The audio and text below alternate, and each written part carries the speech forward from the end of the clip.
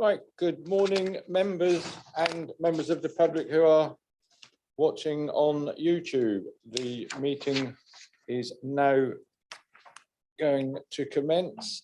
Just before we start, I will say to people here, it's ever so nice to see so many people in the room. We've had very few apologies today, which has been absolutely lovely. And to see the officers and everybody so that we can get a feeling from body language and what have you, way things are going. So it's nice to see everybody here. I will say that if any of you do feel uncomfortable and want to put the mask on, it's your absolute right to do so. And you know, it's all down to self-belief now and what you want to do.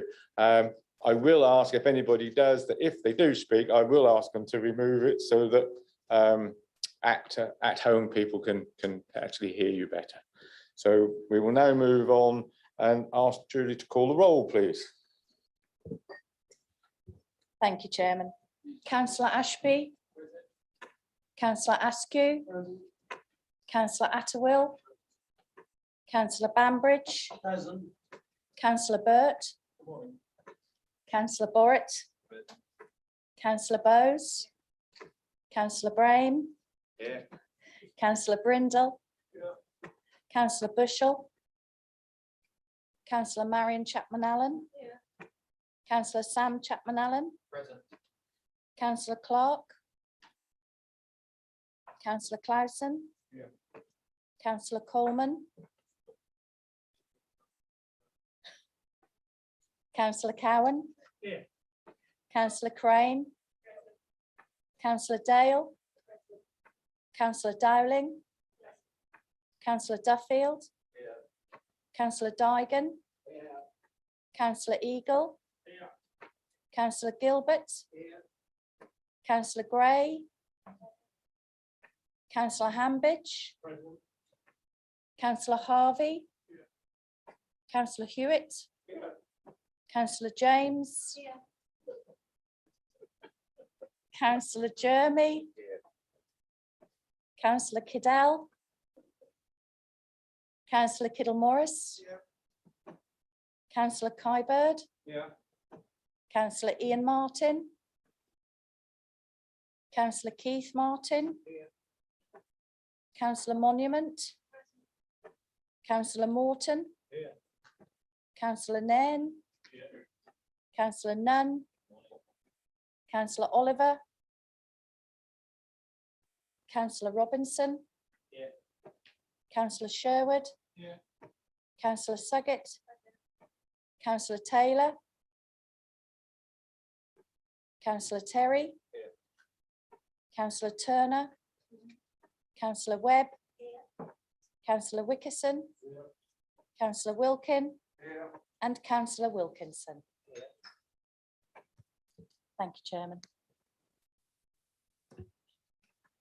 Thank you, Julie. Can we have a list of apologies, please? Chairman, I have apologies from Councillor Bushell, Councillor Clark, and Councillor Kiddell. Thank you. Anybody else know of any other apologies? Councillor Oliver. Okay. Lovely. We will now move on to item 2. It has actually been brought to my attention that Councillor Wickerson's apologies had not been noted in the minutes, and they have now therefore been corrected. So subject to that amendment, is everybody happy to agree the minutes? All those in favour, please. Against? Any abstentions? 5, 2.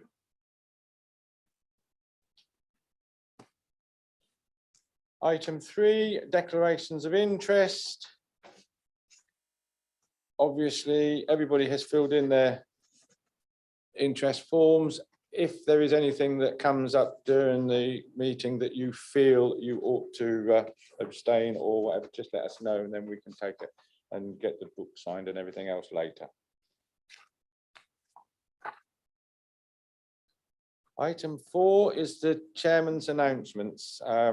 Before I start my announcements, I would like to hand over to Maxine, please. Thank you, Chairman, and good morning, everyone. I've been asked to read out the following correspondence that was received from a former member, Councillor Brenda Canham, who was asked if it could be read out at full council. Dear Breckland, on behalf of my husband, I would like to personally thank the Chairman of the Council, Roy Brame, who came to our rescue. My husband was due in hospital on the 26th of January at 6:45 a.m, having tried all options to get him to Addenbrooke's. By this time, we were failing. Roy came to our rescue and picked him up at 5:30 a.m. and took him there. I would like to say what a true gentleman, and I hope that someone can mention this at full council meeting, as there are not many people who thank councillors who go beyond their duty. My very best wishes, Brenda Canham. Thank you.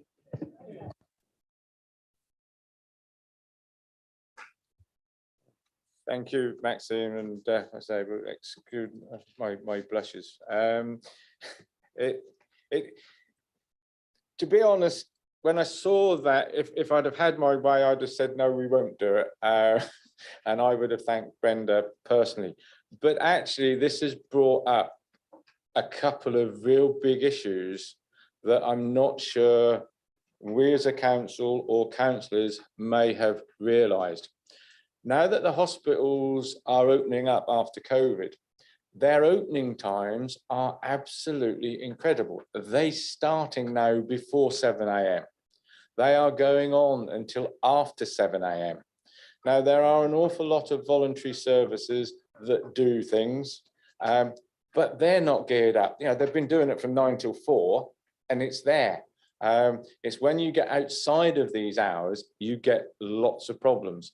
And I'm wondering if it would be possible that perhaps this council could set up some sort of task and finish group just to have a look at what can be done to help the volunteers, because the taxis, they'll pay the taxi fare, but the taxis can't go out at that time in the morning because they can't get back for their school runs and they can't keep the contracts going.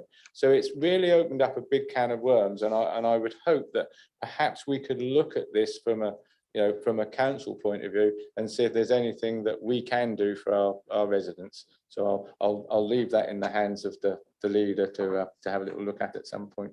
Thank you.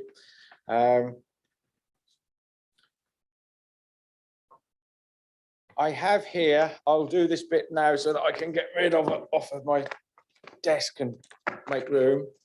The local plan. There is a copy of this in the foyer, and hopefully everybody will take their copy home, because we don't want them to sit in boxes.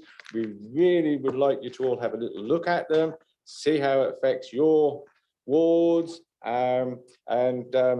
I mean, I'm sure that some people will read through the whole thing, but there's a very good index and you can find your own ward very quickly, and it really is worth having a look at. So they are in the foyer to take home. A couple of charity announcements. The High Sheriff is doing a Thank and Hope service at the Minster in King's Lynn. What he is trying to do is to have this service. It will be towards the end of March, where people who have gone above and beyond over the last 2 years, and there are lots of them, can actually get recognised. I understand that what he wants to do is to get names of people, and they will be invited to the Minster. Now, I believe that's a lovely thing, even if the people can't go. But just to actually receive an invitation through the letterbox from the High Sheriff of your county is something a bit special. So I would ask members, if there's anyone that you can think of in your community that, you know, that would be appropriate to, please let the chairman's office know, so that we can get the names put forward so that the High Sheriff can do that. Secondly, again, on the charity thing, I'm endeavouring to organise a charity golf and dinner for the chains on the 31st of March. The theory is that if we can try and get some teams to play golf during the day, have a nice day, and it's open to members that play, it's open to officers within the councils that play. I would hope that anybody here who knows of members, there are twin hatters and all sorts, so if they can find some people from their other hats to come and play, it would be a nice day where you can go around and you're actually playing golf with somebody with similar sort of interests. So I would say the same thing to the officers. They meet from all other districts. So if they can find anybody from the other districts, and we could get a little bit competitive and put a couple of teams from Breckland so that we could beat everybody else, that would be really nice. It's going to be at Swaffham Golf Club, because they are obviously within the district and they are celebrating their centenary.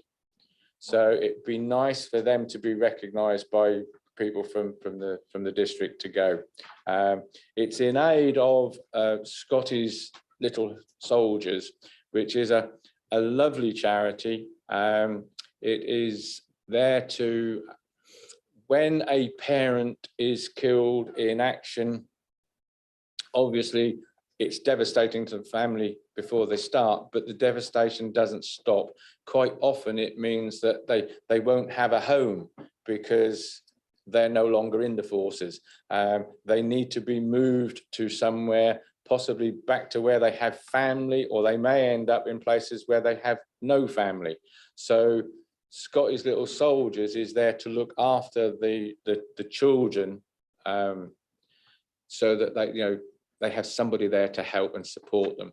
And of course, with Breckland being very much involved in the Armed Forces Covenant and looking to gold status, it's something that is very, very dear to, I know, the leader's heart and to mine.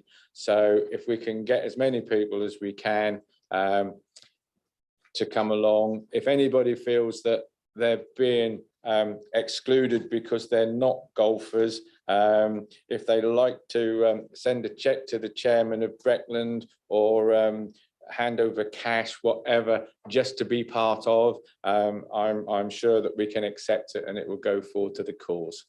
Thank you. That is the end of my announcements. So we will move on to item 5, which is the leaders' announcements. Lovely, thank you, Chairman. I just want to start off following the news across the whole of the world in relation to Ukraine, and this council sends its thoughts and prayers to all of the citizens across the Ukraine and Western Europe during these immensely challenging and difficult times. Breckland has a long history, along with the County of Norfolk, supporting those who find themselves in peril. I have this morning written to the chairman, the leader of Norfolk County Council, offering Breckland support for any repatriation which is required, and support to any individuals fleeing Ukraine, such as we've done with Afghanistan, Syria and Hong Kong. And I wait for further response from the county leader in relation to that, Chairman. And I think it reinforces how precious life is and that no life should be taken for granted. Chairman, on more local and issues, I just want to update colleagues on levelling up, and we'll be aware that the government has set out its vision for levelling up the United Kingdom over the next decade.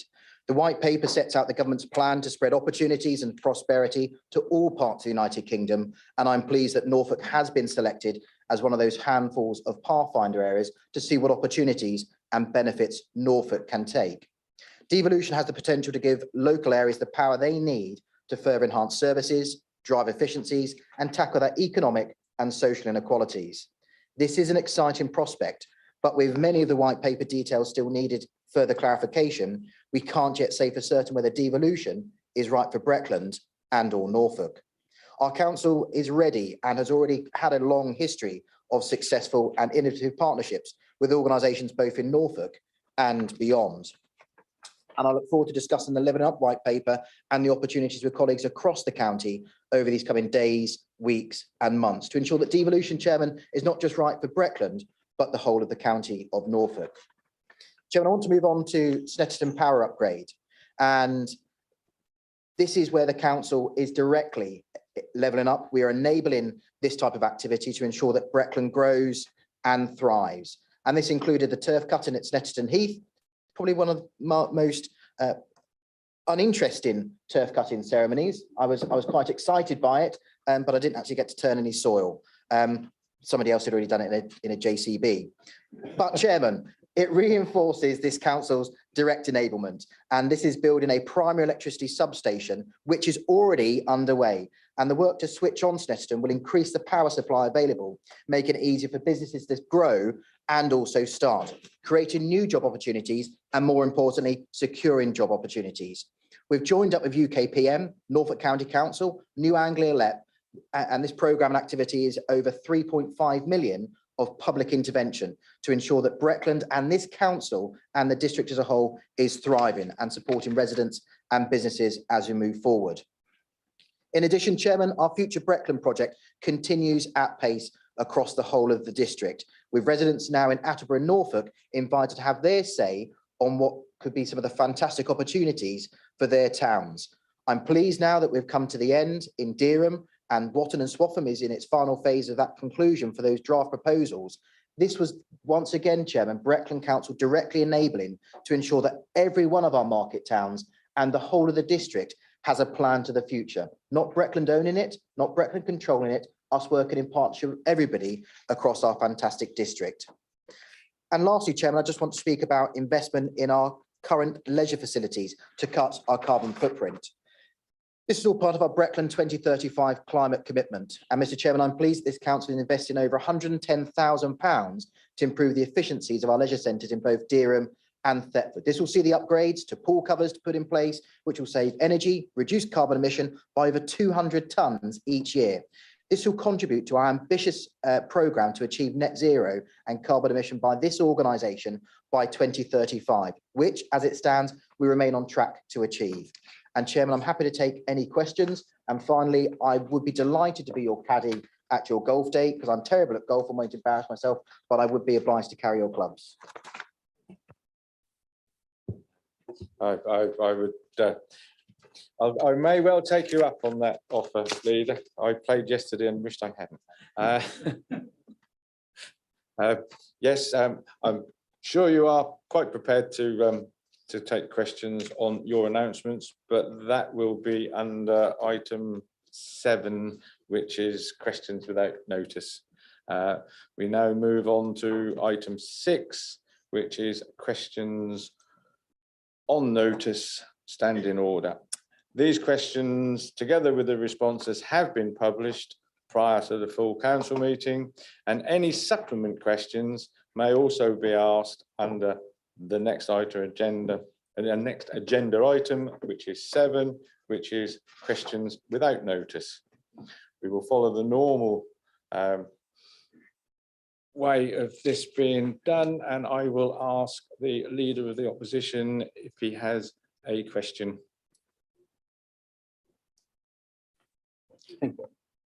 Are we not doing, excuse me, Chairman, are we not doing agenda item 6? Are we going straight on to 7? We've done agenda item 6. All the responses have been done, and any supplementary questions will come in under number 7. I'd like to raise a point of order then, please, Chairman. Under which? I would refer you to Standing Order 6.5, which says in parentheses, that's in the Constitution on page 61, says in parentheses, for supplementary questions at full council, see Standing Order number 7. But Standing Order 7 in itself, by its very nature, does not support supplementary questions. And there is no mention in Standing Order 7 of supplementary questions, not a word. Furthermore, Standing Order 7.1 states that the time limit only applies under that standing order. That's questions without notice. Whereas we're specifically looking at Standing Order 6, which is questions on notice. And I'm minded that the attempt to curtail scrutiny with a time limit has resulted in a truly appallingly written constitution. Now, to help you, Article 15 2.1 says that I can't challenge whatever decision you make at this meeting. But as you're aware, I will do so afterwards if that's necessary. Thank you very much, councillor. I read the new standing orders, and that is not the conclusion that I came to, and I'm trying to abide by the new standing orders. I will ask for Sarah to clarify why the procedure will be done as it is today. Thank you, Chair. 6.5 deals with supplemental questions and is specific that supplemental questions, references to those you look at a standing order 7. 6.5.1 relates to other committees and subcommittees, not full council. So therefore, supplemental questions, as I've said, is standing order 7 and therefore falls part of standing order 7 and the various questions that can be asked under that, and there is therefore part of that 30-minute time limit.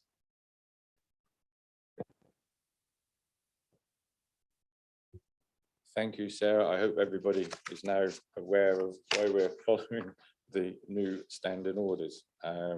So moving on to item 7, I will ask the Leader of the Opposition if he has a question. Thank you very much, Chairman, and may I thank the leader for his comments in relation to Ukraine. Like many members, I was watching the news this morning as I was getting ready, and frankly, it was chilling. I would like to support his letter to the Leader of County, so I'd ask if he could circulate that to members so that we're all aware and can publicly support the comments.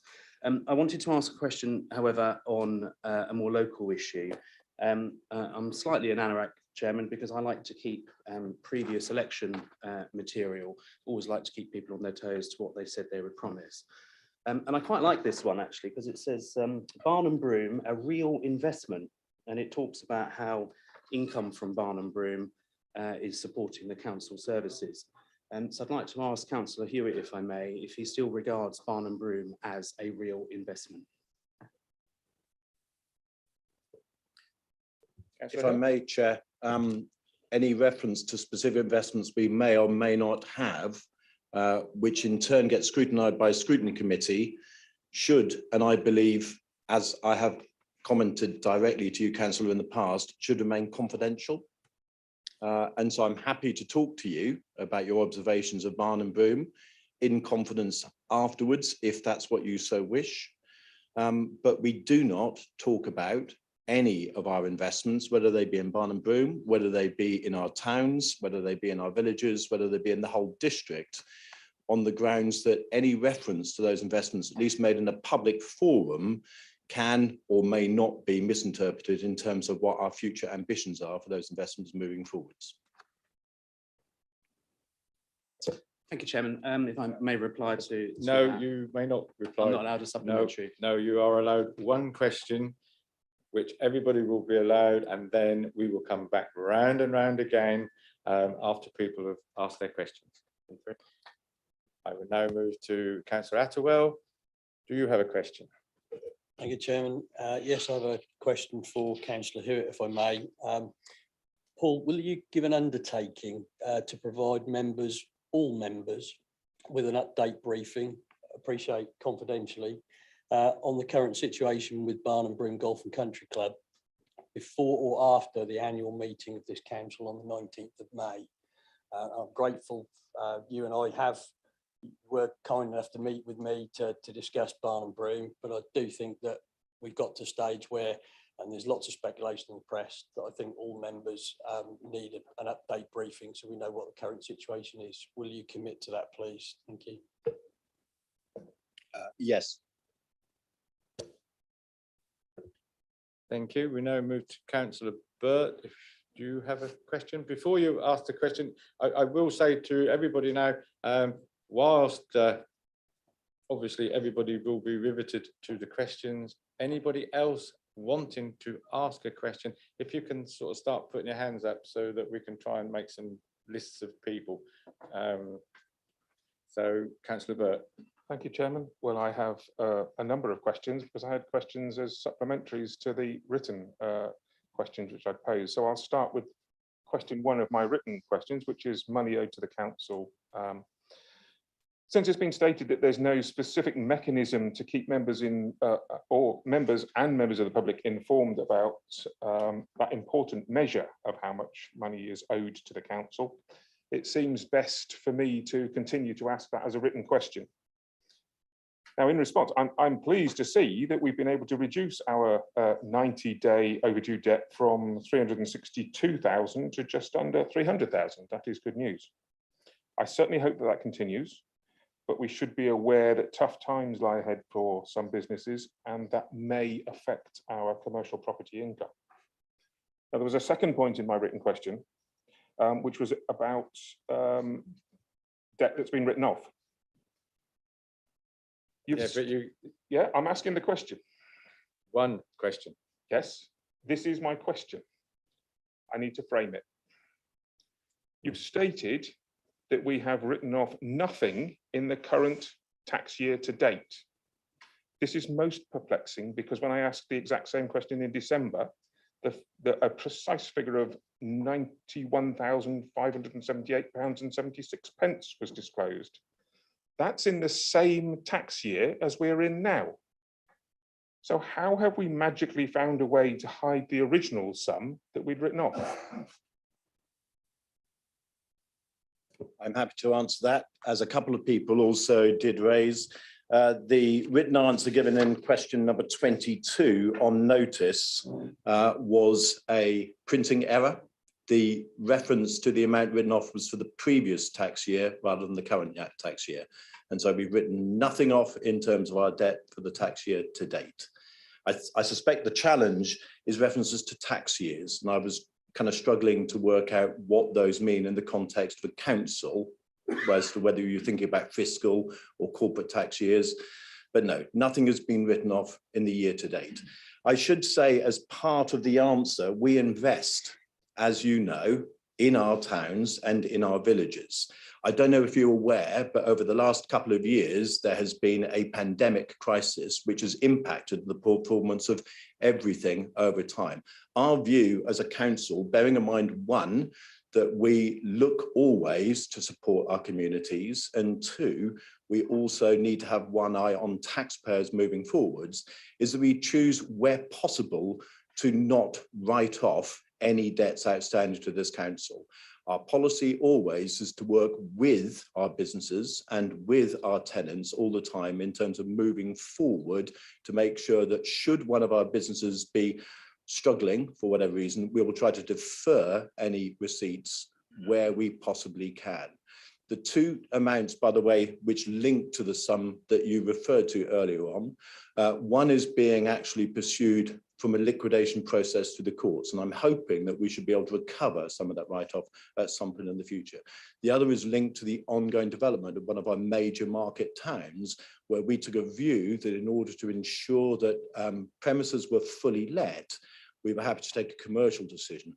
I also should point out that as you were raising this question, we still remain on track for a 7% yield on our overall investment portfolio for this year and for the ones in the past. We constantly are looking to make sure that not across an individual investment, but across a portfolio investments, that our returns are there. And yes, really. Well, thank you for that correction. I wondered whether that would have come had I not asked the question.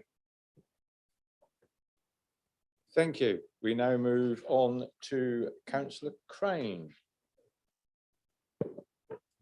Thank you very much. Thank you, Chairman. I would like to ask a question of Councillor Webb regarding the Jubilee funding. I have had good feedback from residents who are impressed and pleased that this council has decided to do things differently to celebrate the Platinum Jubilee. The bursaries, community grants and apprenticeships will be a lasting legacy. Do you agree? And could you tell me if you have had any feedback from residents? Thank you. Thank you, Councillor Craig. Much appreciated.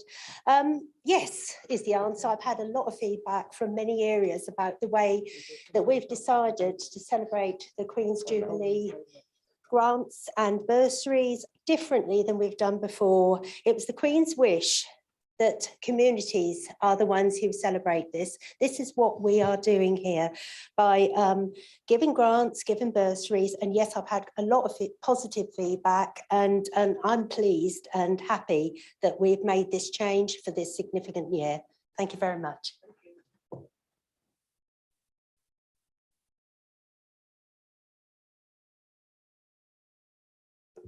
Thank you. Councillor Morton.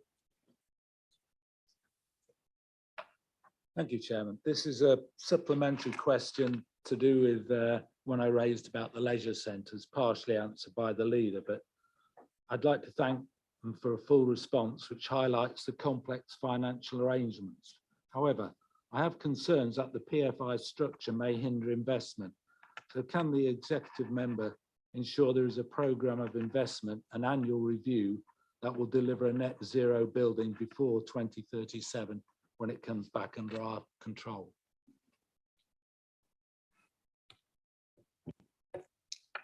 It is complex, you're absolutely right. And I think the PFI was written in different times, but I know that the portfolio holder responsible for contracts and leisure, we're on top of that, and we will make sure that everything that can be done. And I'm pleased to say that our contractors, Parkwood, are very cooperative in working with us on this. So, you know, it's challenging.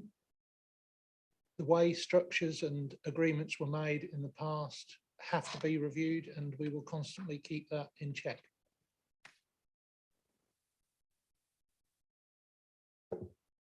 Thank you. Before we go on to the next question, which will be Councillor Borrett, I'd just like to thank Councillor Coleman for the telephone call.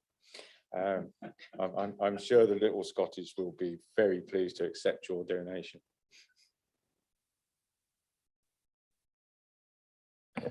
Thank you, Mr. Chairman. This is a question for the leader. There is discussion abroad about the Norwich Western Link. This is something that has huge support in my ward, Upper Wensum ward. The villages that are affected by rat running from the Norwich-Fakenham Road down onto the A47. And that's Elsing, Ling and Hockering in particular who suffer from this. And I just wanted to check that the leader still wholeheartedly supports the delivery of the Norwich Western Link, which was a decision that this council took some time ago, given the amount of discussion around this project.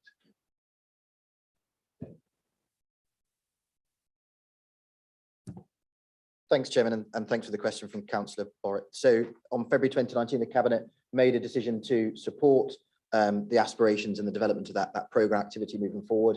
And I think the councillor's comments are absolutely right, that the benefit realisation for our rural residents around the rat running and creating that capacity through the distributor road will pay dividends for the northern part of our district. And our position hasn't changed. I'm pleased that Councillor Wilby, the Cabinet member responsible, has kept this council up to date through its progression and development. And if there's anything further required from this council to show its support, I'll be delighted to do so. Thank you very much, Leader. Thank you. We will now move on to Councillor Terry. Thank you. A question for Councillor Suggett. Firstly, on behalf of myself and Thetford Town Ladies Football Club, big thank you to Samantha Armitage for helping us to reach out to the Daisy Foundation with a view to supporting our ladies club. I would also like to mention that Thetford Town Ladies have become the first ladies football club in East Anglia to be signed up by #HerGame2, a national organisation set up by like-minded women who want to eradicate sexism and abuse within our beautiful game. One of the key issues that ladies at Thetford have is lack of training and playing space, with games and training often called off because the main pitch is unavailable or unusable.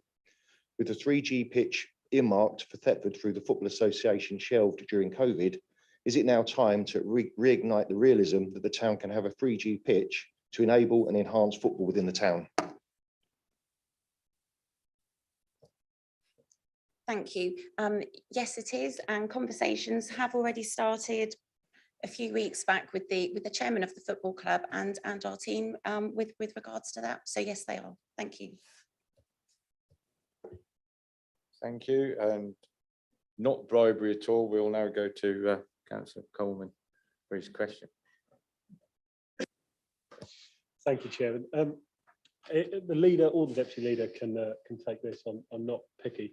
Would they like to join me in welcoming the publication of the draft plans published recently as part of Swatham's High Street Heritage Action Zone, and also join me in thanking Andrew, Evie and the wider team for their work to date on this project? Which one of you? Would Yeah, like to take it? I'll take it as my friends in front of me, Chairman. Thanks for the question. And I was absolutely delighted to do a walk around with the local board members in Swatham and see the consultation team out on the ground just before Christmas, I think it was, when you had your ice rink up. And it was incredible to see how many people were positively engaging through the HAS piece of work which has taken place in Swatham, and actually speaking to so many young people across your community of Swatham who've been engaging really proactively, particularly at the high school. I think it just goes to show this piece of work is absolutely fundamental for the future progression of work across our district. And I'm pleased that the HAS has just released its draft report. It is a big document, but actually I think it's really exciting. It's aspirational, and that feeding into our future Breckland work once again shows Breckland's direct commitment and enabling and direct intervention to show that all of our communities across the district can thrive. Thank you very much. We have one more councillor who has made it known, and then if there are no more councillors, we will go back to the leader of the opposition and so forth for their supplementary questions. So Councillor Eagle? No? Oh, sorry. Yeah. Never known that to happen before. Right, so in that case, oh, Councillor Cannon, yeah, sorry. Thank you, Chairman. This is a question for the leader, and it seems appropriate in this particular meeting that I raise this, given the large element of finance and financial matters that are going to come up later. So I'd like to ask if the leader would like to join me in expressing this council's thanks to one of the key members of the finance team, Margaret Bailey, who served us for many years here in Dereham and the district, who is shortly to retire. Thank you.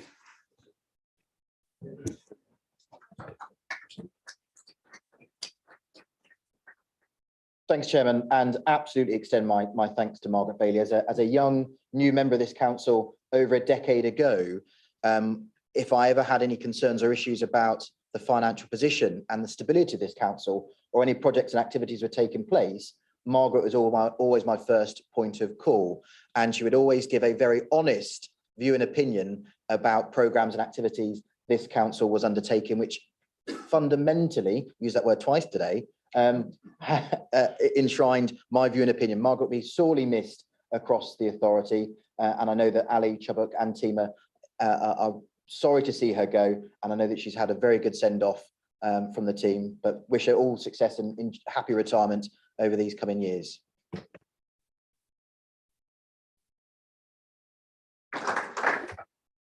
Thank you. I will take this opportunity for officers and members alike. You know, we do have a system now where there is a chairman's recognition, and this is the sort of person that we should be recognising from the chair of this council. I think people tend to think, oh, they work for us, we don't need to recognise them. Wrong.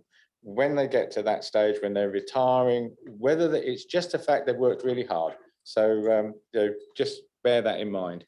I'll now go back to the leader of the opposition. Do you have a supplementary? Thank you very much, Chairman. Sam, you mentioned devolution in your leader's remarks earlier, and there's been much talk of elected mayor tied to any devolution deal. Do you support the principle of an elected mayor for Norfolk? Thanks, Chairman. I'll stack them up and you can knock them down, Terry. I think it's fair to say that the framework is still ongoing. We don't know what the benefit realisation is for Norfolk as a whole, and it would be inappropriate for me to sit here with a political nuance and say whether I'm in favour of a mayor or a level 2 or a level 1 or do nothing. The officers across Breckland and across our fellow district and borough colleagues and with the county council are going through the white paper and the benefits through each one of those levels from 1, 2, 3 and the do nothing option, and then we will be able to make an informed decision. So thank you very much for allowing me from a political position to state my preference, but that'd be inappropriate to do so. Let's wait for the data and the opportunities which are presented through devolution, and Norfolk is poised ready, as always have been, to accept any powers and money to ensure that our residents and businesses can thrive, not just in Breckland but across the whole county of Norfolk. Thank you, Leader. Just to mention, I'm out of a job after May, so if it's available, I'll throw my hat in the ring. Councillor Hatterwell, do you have a second question? Thank you, Chairman. Could I follow up with Councillor Webb about the Jubilee grant scheme, please? I naturally welcome the grant scheme. I just have a slight concern about the mechanism for payments, because you're not going to be giving grants to town and parish councils, but to communities.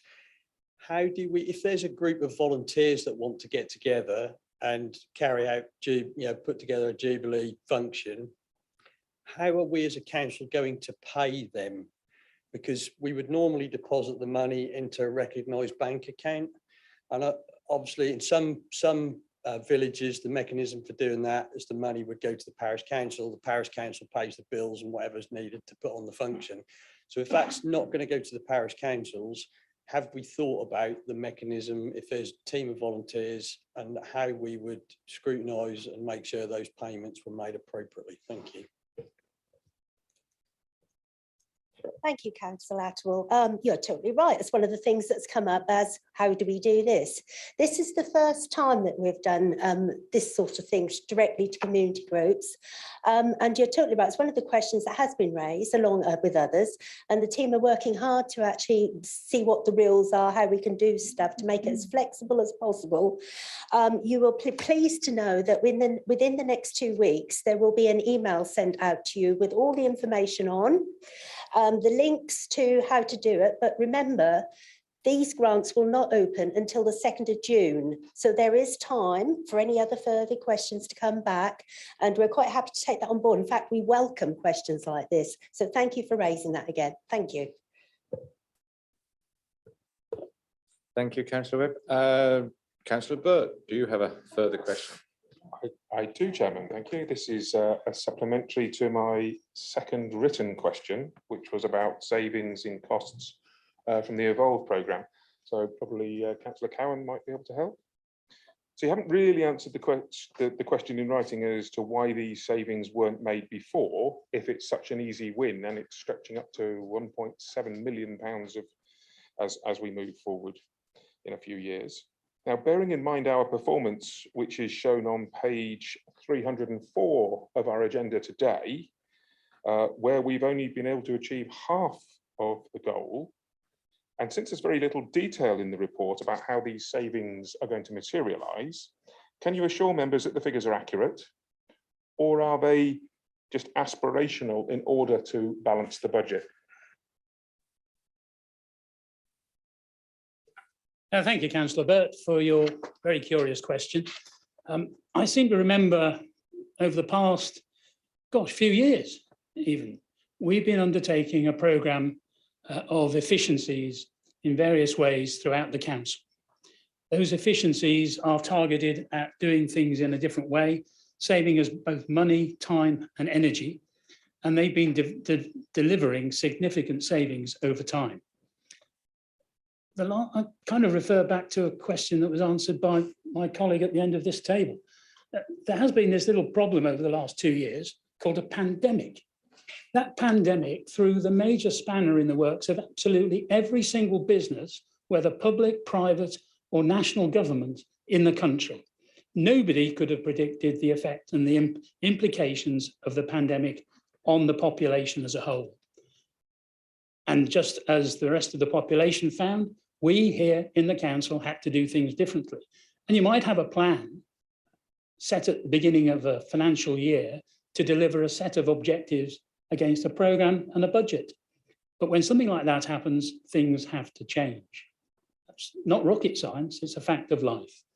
And as a consequence, some of the savings and through the efficiencies programme that we were anticipating making over the last 2 years have fallen by the wayside. That doesn't mean we haven't failed to deliver on a number of our promises. In fact, quite the reverse. We've actually increased in some areas the amount of service provision that we provided. We've delivered significant sums of money to the public and businesses at large throughout the pandemic to support them. But that has meant that some of the efficiencies that were proposed could not take place. Since then, of course, we're coming out of COVID, and today, of course, is the first time that we're all able to meet in public for a very, very long time without any particular constraints placed upon us. In doing that, we're able now to use our building in a completely different way. And in using our building in a completely different way, we're able now to look at alternative ways in which we may well make more savings. And that has been defined as the Evolve programme. And it's called Evolve for a very simple reason. And that is that we don't define it at the outset. It is a programme that will change over time. It has to change over time as different methods of working either become more entrenched or become altered and changed to adapt to suit to conditions. You're quite right, in the papers before us today, you will see that we have some projected savings going forward. And I come back to my very first point, that they are projected savings. We cannot, anybody, put hand on heart and say we will make 1,732,642 pence worth of savings. It's physically impractical and totally impossible. And I suspect the events, the very, very unfortunate events that unfolded today will have a significant impact across the world, not just here in Breckland, as a consequence of the invasion of Ukraine. So no, I won't say that the figures are accurate. They are our best estimate. That's what we pay our staff here in the finance department to assess on our behalf. We are not the experts. They are. They take everything that we ask, they look at it, they define it, and they then produce a budget. Can we move along? You're running out of time. You're only allowed a certain amount of time, and we have. Well, more I'm people terribly asking sorry, questions. Chairman, but this is such a fatuous question. I have to give it the right kind of answer. Yes. Evolve means evolve. The figures are estimated based on best available information at the time. Thank you, Chairman. Thank you, Councillor.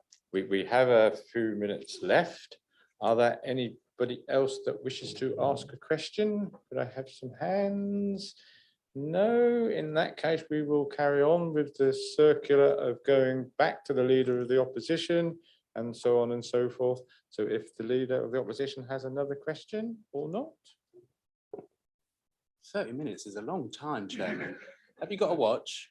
No further questions from me. Thank you, Councillor Jeremy. Councillor Attewell. Thank you, Chairman. Question for Councillor Robinson, if I may, regarding Bobby the chatbot. I've tried to beat Bobby the chatbot, to be honest. I found that quite a challenge. I've put in all sorts of questions and frustratingly, I haven't been able to beat it yet, which is, I think, is very good. I'm very impressed with how that's working. Can you tell me, have we had any feedback from customers, residents, as to how they're finding that facility? Have they found it useful? Do we have any sort of data as to how effective that's been? Thank you, Councillor. I'm delighted you haven't been able to beat Bobby. We can, it's a new addition to our suite of supporting residents across the district. And one of the things I was pleased is it's enabling residents to contact us 24/7, 365 days a year. People were even reaching out to us as a council on Christmas Day for support, which is fantastic. Sorry. Thank you. In regard to the feedback, we do get feedback. Some people are struggling to engage with it on occasion. It might be a language barrier, for instance, as an example. and a team are continually working and monitoring to improve what Bobby is capable of delivering.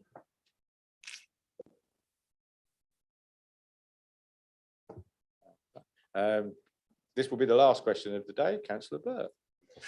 Thank you, Chairman. I actually have a further 3 questions, but so I'm going to have to just pick one of those. Pick one, please. So I'll choose the one which has already been mentioned on the COVID laws have been repealed, but government scientists have made it crystal clear that the pandemic's not over. What action is the council taking to make the working environment and this meeting place safe and, most importantly, inclusive for all those that want to attend? For example, are we using HEPA filters, air filters? And following the installation of a CO2 monitor in this room, could we have some feedback on the levels seen, levels of CO2, and how that changes with occupancy?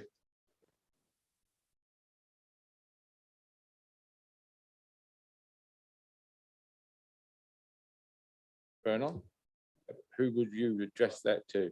The leader, or if the leader would like to answer, he can. Okay.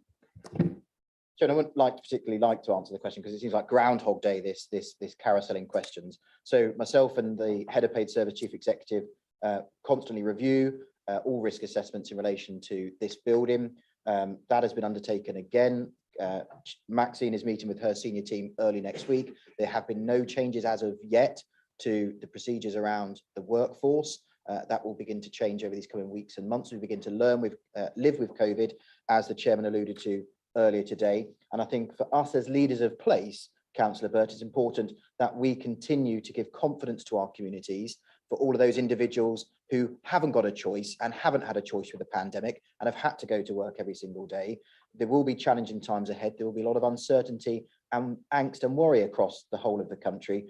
But as the chairman said, we must begin now to live with COVID, and the work Maxine and her team are undertaking will ensure that this building and our staff and members are safe to be able for us to conduct our business as we move forward. In relation to your technical questions around CO2, air filtration, etc., I'm afraid, Chairman, Councillor Burt thinks that my grasp of information is greater than it is in relation to that, but I'll ask one of the assistant directors to respond in writing after this meeting.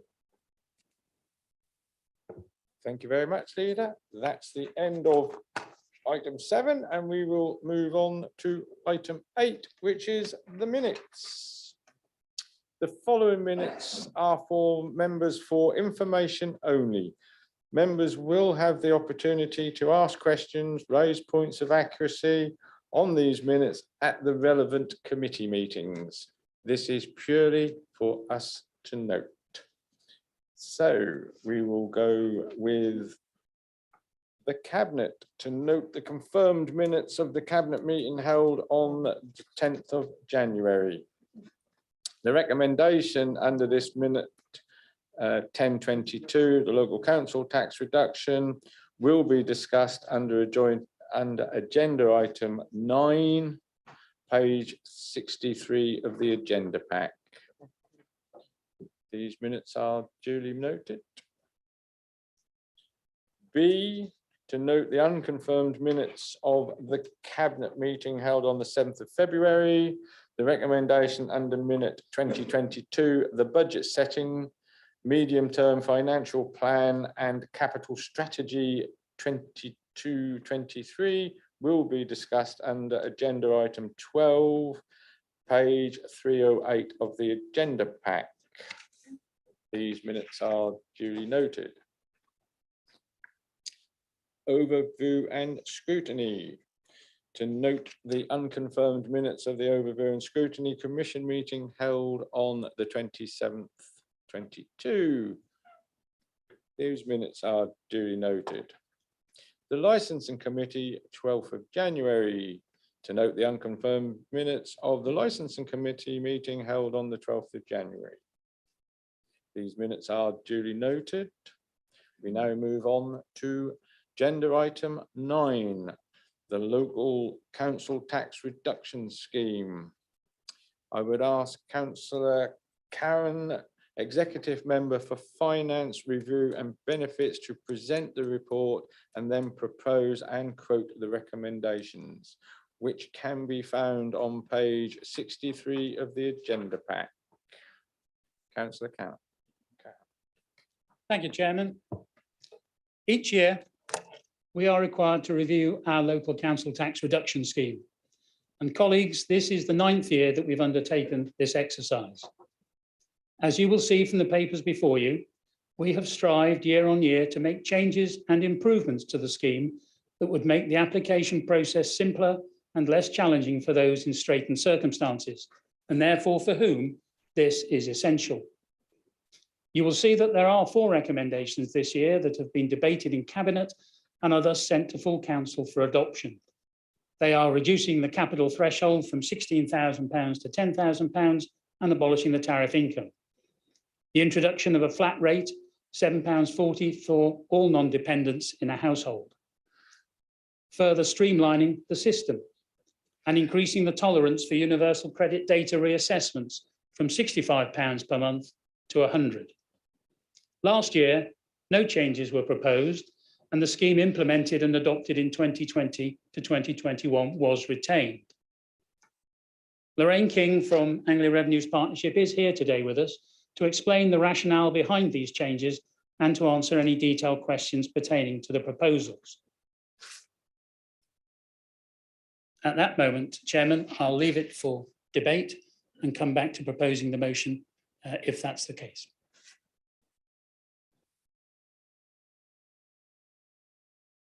I can never get this to work. There we go. You're going to have to propose it, then I'll ask for a second, then we will go to debate. Thank you. Fair enough. So we recommend to full council that Cabinet recommends to full council the proposed changes to Breckland Council's local council tax reduction scheme 2022-2023. There are 4 items. Number 1, reducing the capital threshold from £16,000 to £10,000 and abolishing the tariff income. Number 2, introducing a fixed rate reduction of £7.40 for non-dependents. Number 3, further streamlining the claims process.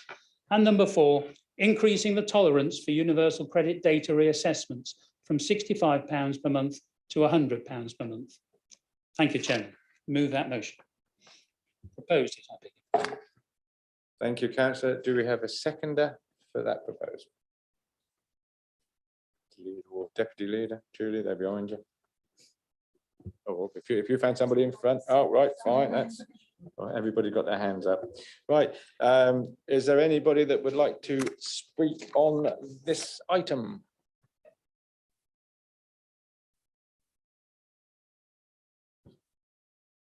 Yeah, Councillor Jeremy. Thank you, Chairman. Just briefly, this is very much a common sense proposal, which I welcome. It saves the council money in administration and makes it easier and clearer for residents to understand the process. I did have some questions, but they were raised at Cabinet and answered, and for that I'm grateful and I'm happy to support the proposal. Thank you very much. Councillor Monument.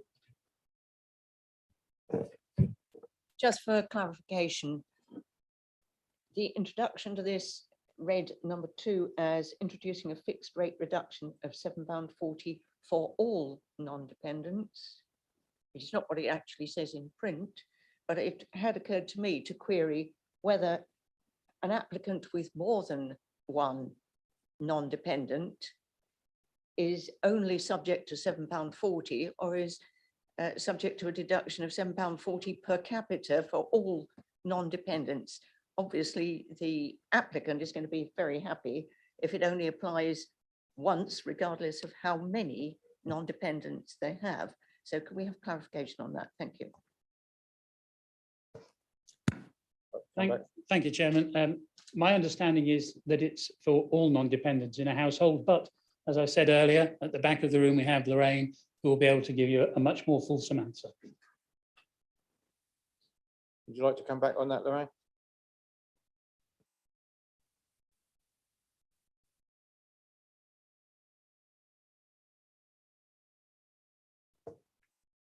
Thank you. Yes, the deduction is applicable to each non-dependent, that's each extra adult in the household. But if there's a couple, there'd only be one deduction per couple. And obviously, as the report explains, there's no deduction at all for people who are on passport benefits.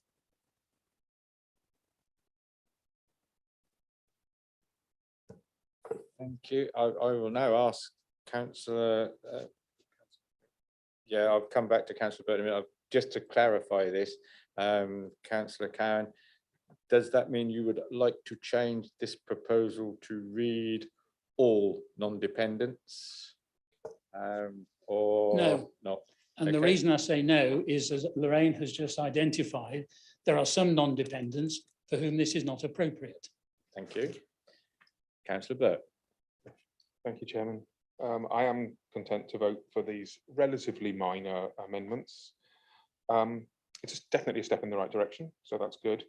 However, I do remain concerned that one of the queries that I raised previously, that we have no way to really keep a check on those who manage their affairs in such a way to appear to be in need, but are in reality well off. I think that is something that we need to look at in the future. Furthermore, the 91.5% limit seems odd, as is the lack of will to be more circumspect when supporting homes greater than a band D. Nevertheless, as presented, the proposals do appear to be administratively reasonable, and I'm happy to support.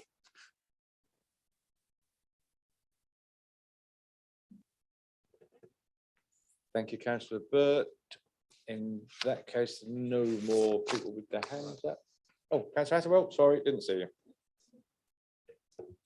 Thank you, Chairman. With regard to item 2, would it not be better to say introducing a fixed rate reduction of £7.40 for applicable non-dependents?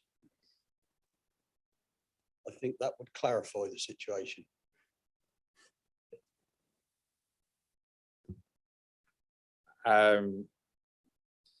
You have the right to put that forward as an amendment. I would ask the proposer if they would be prepared to accept that. If the answer to that is no, then you would need a seconder. We would vote, and then we would come back again. I think the answer to that is still no, Chairman. The definition of a non-dependent who is or is not entitled to the support is well defined. And I think it's quite simple in the language that we use here. Adding an introductory word applicable would then potentially open a bit of debate about a topic. I think this is quite clear. Thank you. Thank you, councillor. Councillor Atterwell, do you want to put that as an amendment, and do you seek a second? Yes, I do, because clearly it doesn't apply to all non-dependents. Lady here has clearly said that it will affect some non-dependents and not others. Did I hear you correct in saying that? Sorry, yes, it does affect some non-dependents and not others, but the fact that the non-dependent deduction that is applied is going to be the same for all non-dependents means that the proposal is to have a fixed rate deduction for non-dependents, so that one deduction that we have will be fixed.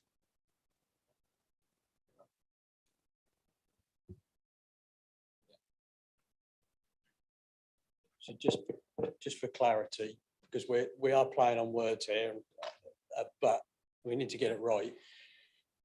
You're saying to me that this isn't applicable to all non-dependents. What I'm just concerned about is the way this is written, and Councillor Monument, I think, was quite right to pick it up, is I just think for clarity in the proposal, it's not applicable to all non-dependents, because that's what I've just heard. So I just think we need some clarity on the wording of that motion. And I'd like to propose that, but I'm happy to hear what Councillor Monument has to say first. If I can go ahead, could I suggest that the point that seems to be in debate is either does it apply to all dependents, or is it now a fixed rate where before it wasn't a fixed rate? If what we want to get across is that it's now a fixed rate, but we're worried about the other one, can I suggest that we change the wording round slightly so it reads introducing a fixed rate non-dependent reduction of £7.40. We have not stated by doing that whether it applies to one non-dependent, all non-dependents, or in some cases two for the price of one, but it just says it will be a fixed rate non-dependent reduction of £7.40. Will that do? Right, now, now we're going to get technical.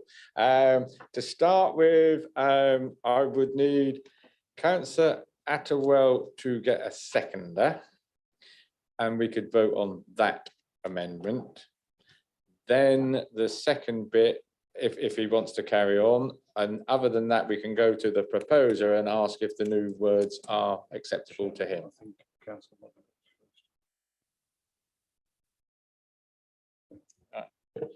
Sorry, Chairman, for clarity. Yeah. If Councillor Monument is happy to make that proposal, because I think what she said makes total sense to me, I'm very happy to second that motion for that amendment to the wording for item 2. Thank you. So now we can go back to, oh yeah, Councillor Monument, would that be a proposal? Yes, I'll As make an that as a amendment. proposal. Right. We have a seconder with Councillor Attewell. Now I will come back to Councillor Cowan and ask. Yeah, that's what I'm asking. He can now say yes or no. I am being told that you are now allowed to ask any or speak on what has just happened before we go back to Councillor Cowan, who will have the right of reply. The leader has his hand up. Thanks, Chairman. My question via yourself is to the officer from Anglia Revenues Partnership and to seek her professional view on the recommendation and the amendment being tabled, whether that is suitable, legal and practical for us from a revenue and benefits perspective. Yeah, I would agree that it is. You would be happy with the wording of the amendment? I would be happy with the wording of the amendment. Thank you. Anybody else wants to ask a question? That's what I wanted to try and do, but I can't. Councillor James. Thank you, Mr. Chairman. I'm a little confused because actually within the appendix that can be found at the end of the papers, there is section 9, which starts on page 23 of the appendix and page 93 of the actual document for this meeting. There is a full definition of non-dependence and the idiosyncrasies, shall we say, that apply to them. So in real terms, as it references that document, any amendment to the proposal, I think, is irrelevant, in my opinion. Thank you. Anybody else wish to say anything? Chairman, I've got a question to you. Would you be content on the advice of the officer, the professional in the room, to refer straight to the cabinet member to comment on, and then we can move this recommendation on further? Yes. Before I can do that, I will give the opportunity to Councillor Attewell. Are you happy or do you want to speak more? He's the seconder. He is the seconder, so he is allowed to, he has a right to come back. So he doesn't want to. Thank you very much. I will now go to Councillor Cowan and say, would you be happy with the new words? Thank you, Chairman. I'm just bamboozled. I look at item 3 on the papers, proposal 2, which is the one to which we refer at the moment. And it's very clear in the background definitions in this paper what we're talking about. And I see no need whatsoever to rewrite a recommendation that has been through the mill in this building on more than one occasion. Thank you, Chairman. Thank you very much. Now, in that case, the amendment proposed by Councillor Monument will go to the vote. All those in favour?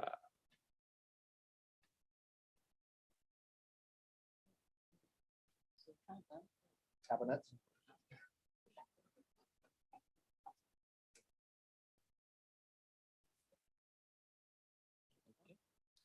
All those against? Any abstentions?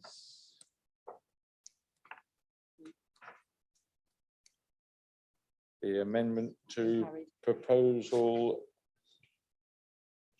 9.2 has been passed. So we now go back to the full proposals as now amended. All those in favour?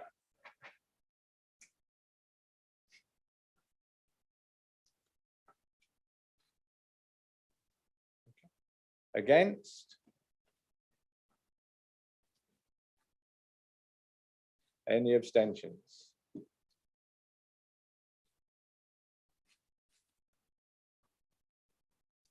Thank you very much. That proposal has been approved. We now move on to 10. Agenda item number 10, pay policy statement 22-23. And I would ask Councillor Ian Sherwood, Executive Member for People, Communications and Governments, to present the report and then propose and quote the recommendation. Councillor Ian Sherwood. Thank you, Mr. Chairman. The pay policy statement report is on pages 284 to 296 in the agenda. Each year under section 38 of the Localism Act, a pay policy statement is required to be produced, and this statement must be approved by the 31st of March each year and published on the Council's website as soon as possible after that.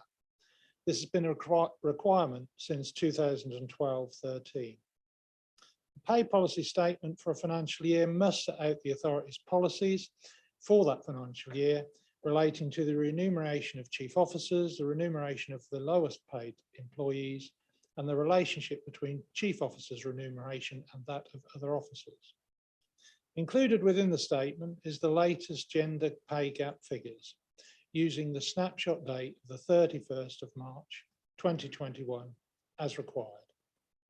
The proposal or recommendation, Mr. Chairman, is that the pay policy statement for 22-23 is approved. Thank you, Councillor Sherwood. Do we have a seconder for that proposal? Lovely. Does anybody wish to speak on this? Councillor Burt. Thank you, Chairman. For the most part, I see no problems, but I note that we've only allocated 2% in our budget for pay increases. I've been repeatedly told by Councillor Cowan that that's because the Bank of England inflation target is set at 2%, but unfortunately that doesn't match reality. So hopefully we're going to be able to budget for any increases that come along. Now, I'm going to vote against this. Basically because of the mileage rate, which is declared on page 290 of our agenda. Again, 65 pence per mile seems excessive. For the vast majority of the general public, the limit is 45 pence per mile. So why should we be any different? I've consistently opposed this rate. And it's a rate which HMRC say provides profit and is therefore taxable. Keeping this rate encourages individual car use as an income generator or the use of larger cars than are necessary. And this is at a time when we should be doing all we can to reduce vehicle use. Thank you very much. Anybody else wishing to speak? Councillor Jeremy. Thank you, Chairman. I was just double checking in the notes because normally there's a standard section around stakeholders and consultation. And it says in the report that there's none necessary. And I just wondered if the Cabinet member could confirm whether there has been any consultation with staff and or union representatives and what that feedback was, please. Thank you. Thank you very much, Councillor Jeremy. Could I ask Susie from HR to come forward, please?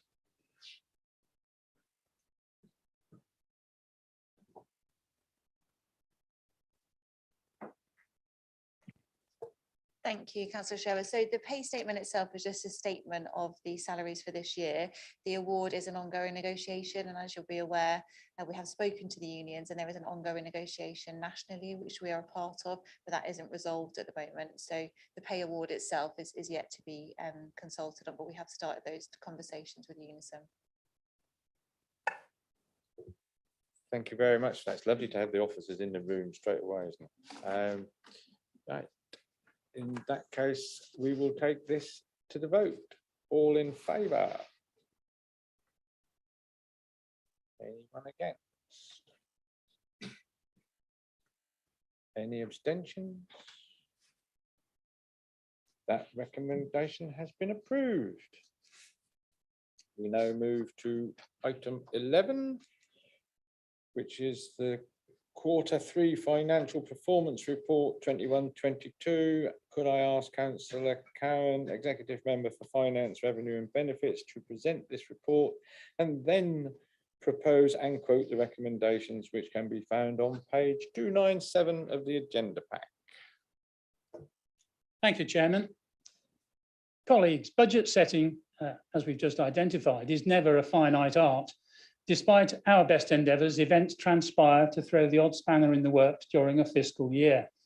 The result being that we need to regularly review the financial position and adapt and change during the course of that year. In essence, this is what this report sets out for you at Q3. And as you will see from the body of the papers before you, we have the opportunity to use some of the reserves to fund end of year overspend and look at the Section 31 grant surplus. You will also note that in terms of our capital, we've underspent by 20%. And as enunciated in Table 1 on page 305 of your papers, it is proposed that we carry forward this underspend as the projects against which this is posted will require funding in the future. These carry forwards are shown in the full budget papers and agenda item 12. If there are any questions, Alison Chubbuck, Deputy Director and Section 151 Officer, is here to provide detailed responses. So in your papers, you will see the recommendations are as follows. 1, that the report and appendix be noted. And 2, recommending to full council that the revenues and benefits reserve is used to smooth the financial effect of the national non-domestic rate levy and surplus between 2021-22 and 2022-23 as the years as detailed in paragraph 1.5. Number 3, that the overspend at the 31st of March 2022 is funded from the Growth and Investment Reserve. And finally, that the Section 31 government grants additional 60% received in advance for the national non-domestic rate retail rate relief provided to businesses is held in the Revenues and Benefits Reserve at the end of the year to cover the spend in 2022-2023. Propose that motion, Chairman. Thank you. Do we have a seconder for that proposal? Lovely. Do we have anybody wishing to speak on this? No. In that case, we will take this recommendation on block. All those in favour? Against? Any abstention?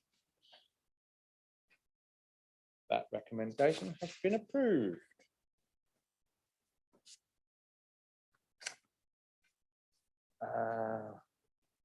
Now I have to read this out before we go any further, apparently. In accordance with the local authorities standing orders, England Amendment Regulation 214, a recorded vote is required at budget meetings. Members are reminded that if they are 2 or more months in arrears of council tax, they must disclose the fact and not vote on any item to set tax or any decisions which may affect its calculations. Having read that out to say that this will be a recorded vote, I intend to take all of this on block, if at all possible. But at that time, if anybody wishes to vote for one bit, not for other, and various bits and pieces, because Julie will be taking a recorded vote. It can be done so at that time and it will be in the minutes. So we now move on to 12. Could I ask Councillor Karen, Executive Member for Finance and Revenue and Benefits, to present the report and then propose and quote the recommendations, which can be found on page 308 of the agenda pack. Thank you, Chairman. Budget setting in the present climate is always a challenging exercise, and with the impact of the pandemic, it has been even more demanding than usual.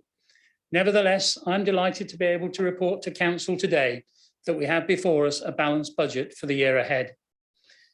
This Council is justifiably proud of its record of maintaining the full panoply of statutory services, supplemented by a wide range of discretionary functions, whilst maintaining the lowest rate of district council tax, not only in Norfolk, but also England, as defined by Her Majesty's Government official statistics.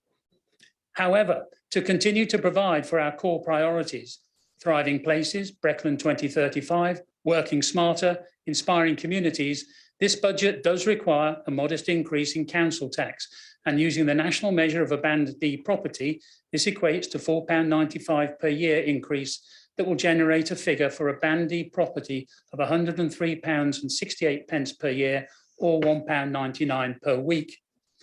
The papers before us today, the Budget Medium-Term Plan and Capital Strategy, may seem familiar to many of you. They were presented to Cabinet on January the 10th, when it was determined that the strategy be reviewed as confirmed in the resolution under item 922 of the published January minutes.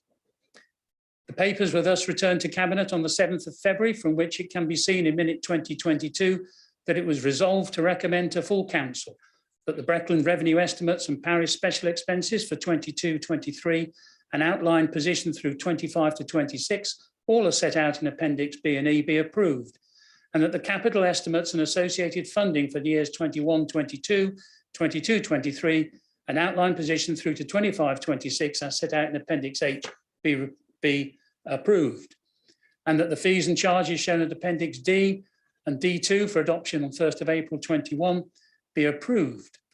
4, that the council tax is set at £103.68 for Band D property in 22-23, a £4.95 per annum increase on 21-22 levels. And 5, the financial medium-term plan at Appendix A of the report be approved. And number 6, the capital strategy at Appendix G be approved. Thus, we can see quite rightly and properly that the papers before us today have been the subject of much discussion and debate, not only in Cabinet twice and overview and scrutiny, but also through the formal public consultation process. And I and the finance team am indebted to all who have joined in that process of free, frank and healthy discussion. There are 6 recommendations before us today, and in doing so, I would draw your attention to the diligent work that Team Breckland has undertaken to achieve this position.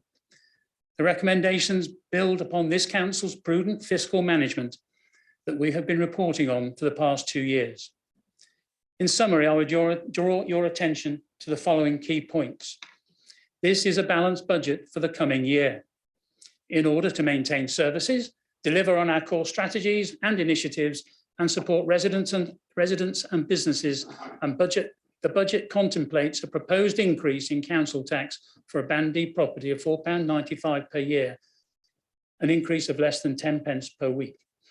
Looking ahead, whilst the papers before you reflect the draft local government settlement, they are, I beg your pardon, that don't reflect the draft local settlement, they actually reflect the local settlement. They are relatively silent on future trends, but there is no doubt that we shall face challenges in the future because of widely trailed central government policies, such as the Environment Bill. There is a significant risk associated with the national non-domestic rate and its reset that will change the baseline funding level, with the impact being felt in years 23-24 or 24-25. Whilst there's no suggestion of an imminent fair funding review, this is anticipated in the 25-26 fiscal year. Government has provided a further 830,000 of new homes bonus, and this has been posted to the Inclusive Growth Reserve. The continuing impact of COVID-19 through the past 12 months has led the Council to review and amend efficiency programmes, and as a result, the Evolve programme has been introduced. There are some risks attached to this process, and they're well documented in the documents.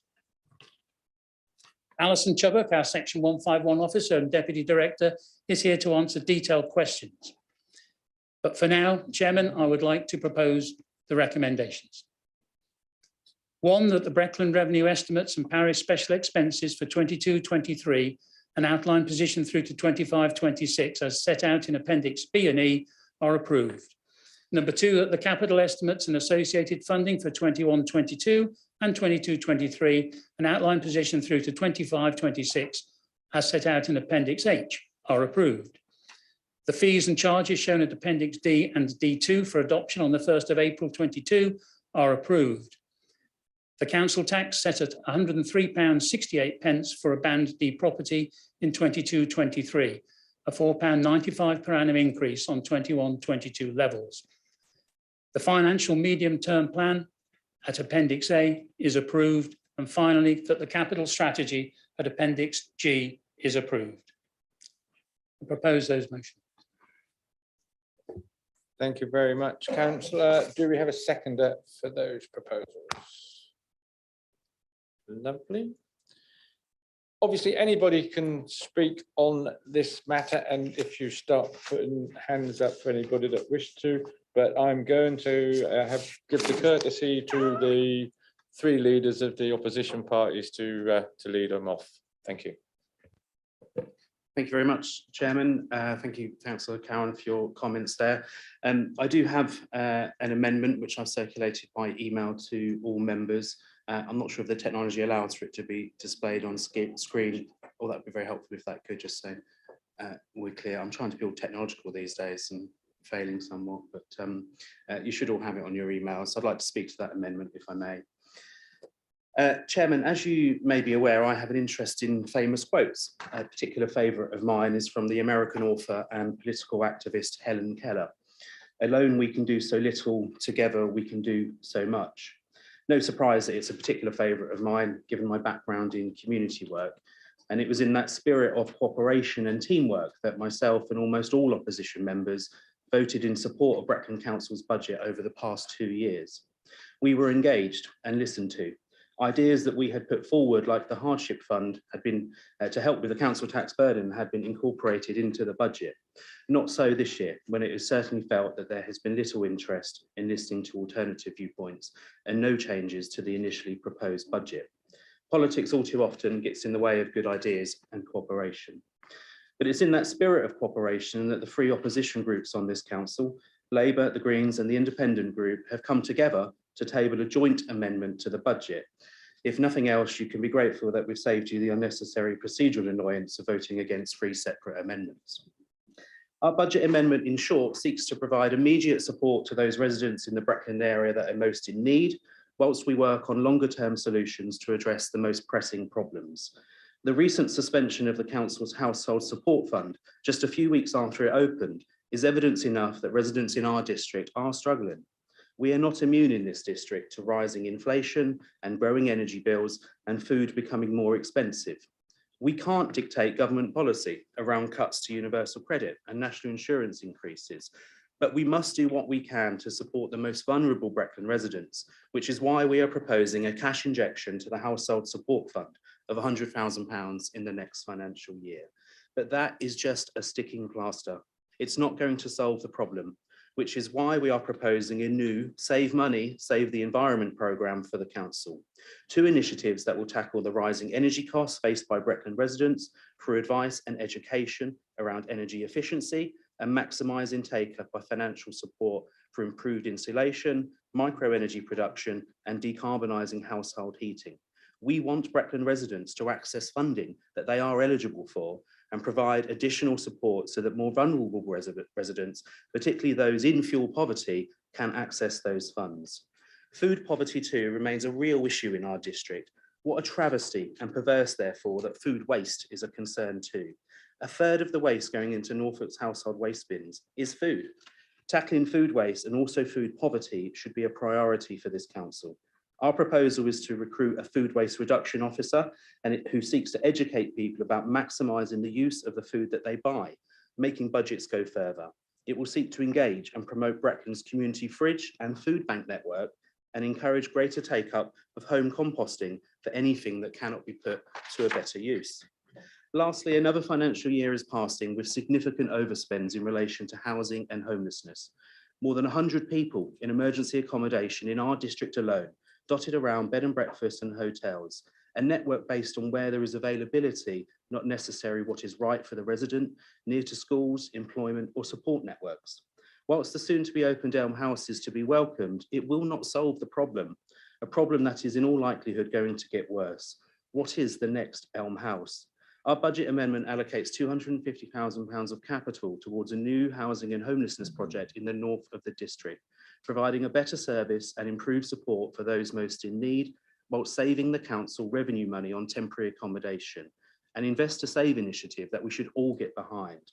The political reality, of course, is that our amendment won't be supported. In any normal budget year, it would not likely be adopted, let alone a year before the next Breckland elections. But these proposals represent an opportunity for providing immediate support for the most vulnerable in our district, whilst working towards the longer term changes that we must bring about. I'll end with a further quote, if I may, that seems apt. Nobody has a monopoly on good ideas. This council has undertaken some good work in recent years, inspiring communities, Elm House, COVID support funds. We ask that you take this amendment as an opportunity to improve the lives of Breckland residents and support it. I so propose the amendment, Chairman. Thank you very much. Do we have a seconder for that proposal? Councillor Burt, you may speak on this now, or you may reserve your right and speak at the end of the debate. I'd like to speak at the end of the debate, please. Thank you. Does anybody wish to speak on this amendment? Councillor Webb. Yes, thank you, Councillor Jeremy. You've hit on a few of the things that we as a cabinet and as a council feel very, very passionate about, looking after vulnerable people. I understand that side of things. However, I would like to clarify a few things that you've said. The Household Support Fund has been paused. This is right, this is correct. You as a Norfolk County councillor know that the money comes from Norfolk County Council, so any help pressure you can put on to Norfolk County Council to actually release more funding so that we can support our residents would be much appreciated. I am totally frustrated with this because I see that there's issues. We put out issues, different ways of supporting our community, but there is a limit to what we can do within our budget. And you as a Norfolk County Council probably can help on the Household Support Fund side of things. So thank you for that.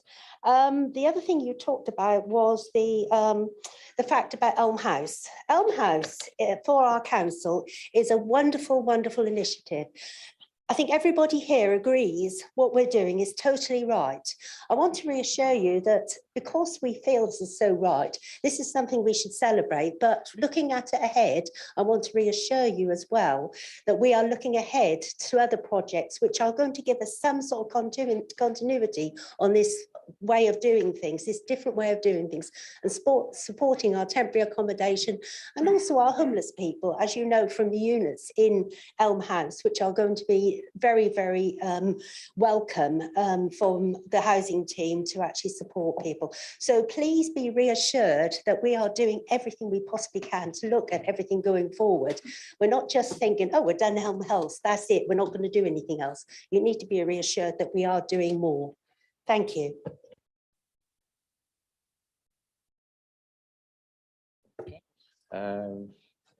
We now have Councillor Eagle.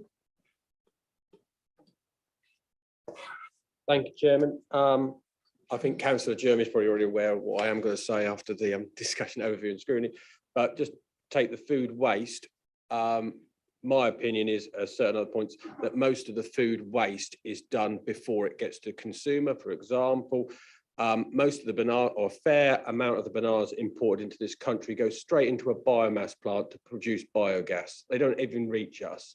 And it's a lot of that. This food waste should be done by the supermarkets and those before, because once it gets to there, most people there are careful and look at that waste. Some things is legitimate and can't be helped. And also, I think it would be an insult on people of Breckland that we are then allocating 100,000, which they will look at, we will be paying a salary, I know it's not technically correct, of £50,000 per annum to those two posts. And I think when we say the average salary in Breckland, that is offensive, and that's what they will look at.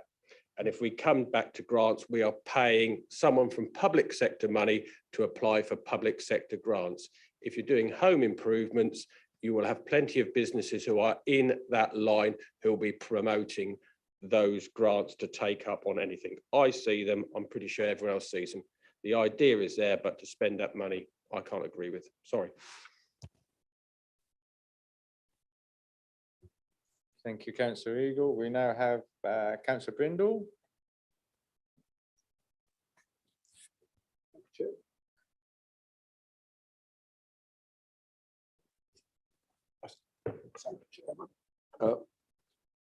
I've been heartened by some of the things the council has said this morning. We've heard about emergency need, such as through Scotties. It's very encouraging. I want to ensure that nobody is missed out.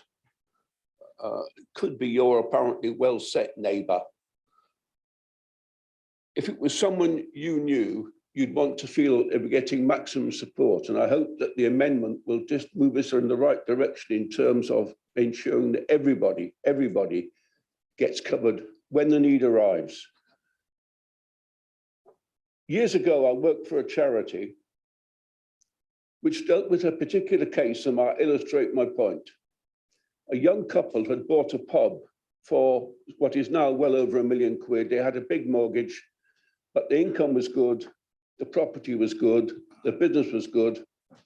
The husband, however, got ill and couldn't run anymore. So a manager was brought in, not so effective as the husband, costs to be paid. The wife then became pregnant, so she wasn't able to help with the business so much. And then very sadly, about at the same time, the husband died and the child was born. The wife was now totally depressed because of what had happened, and the business inevitably went bankrupt. She had lost the business, the job, the husband, the home. She had a child to care for, and she could hardly bring herself to get out of bed in the morning because of depression. That wasn't an obvious case. That wasn't someone who was feckless. That wasn't someone who was responsible for their own difficulties. So I want to support any amendment which seems to give us a chance to cover absolutely everybody in society who may need help. And I can't do better than finish by quoting the words of the leader a few minutes ago, so that all of us across the district can thrive. Thank you. Thank you, Councillor. I now have Councillor Terry. Thank you. Yet again, we have a budget before us which avoids the key issues and challenges that are facing Breckland residents, many of whom are struggling to make ends meet, including residents in my ward at Thetford Boudica. UK inflation is rising, driven higher by rising prices for food, furniture, clothing and housing costs, all furthering the country's cost of living crisis. The COVID crisis and economic impact pushed many families into hardship and exposed the severity of UK's food poverty problem. The UK's rate of food poverty is among the worst in Europe. If you want to eliminate hunger, everybody needs to be involved. Reliance on food banks has soared during this pandemic, sparking concerns that millions will be forced to go hungry. People are classed as living in food poverty if they don't have enough money to buy sufficient nutritious food. Nearly 6 million adults and 1.7 million children were struggling to get enough food between September 2020 and February 2021, according to a report from the Environment, Food and Rural Affairs Committee. Sustain UK said 8.4 million people in the UK, the 5th richest country on the planet, were living in food poverty. This is not the only issue. Hygiene poverty is not being able to afford many of the everyday hygiene and personal grooming products that most of us take for granted. The reality of a low income is that it restricts people's options, leaving them caught between being able to heat their homes or pay the rent, eat or be clean. And then there is fuel poverty, an issue that is rapidly increasing. often defined as the situation in which individuals or households are not able to adequately heat their homes or meet other required energy services at affordable costs. This affects a lot of elderly residents and families who are in the poverty trap.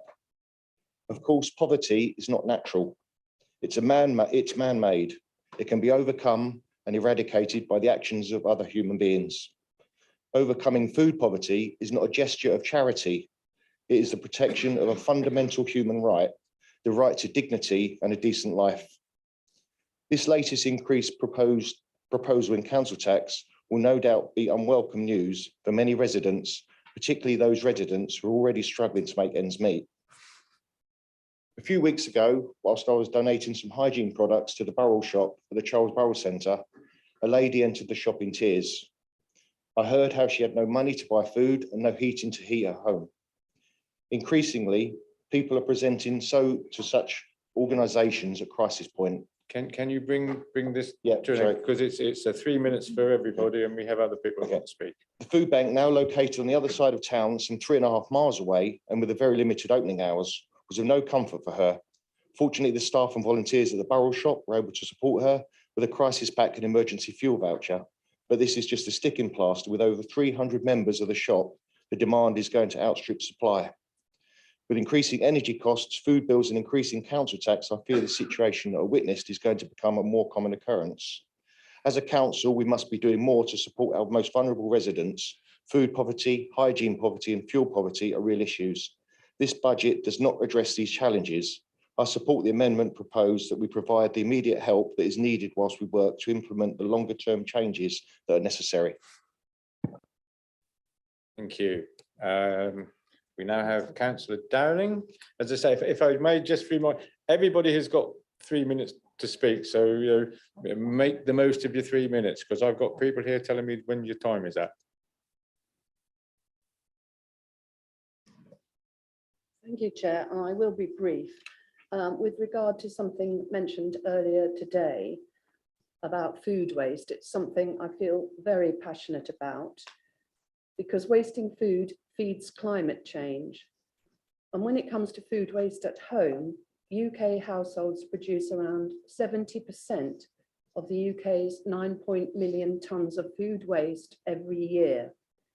In total, a staggering 6.6 million tonnes of food waste comes from our homes each year in the UK at a cost of 14 billion. Of that, 4.5 million tonnes is food that could have been eaten, which works out to around 8 meals per household each week. This edible element of household food waste is responsible for 14 million tonnes of CO2 alone. And this is as much greenhouse gas produced as flying from London to Perth more than 4.5 million times.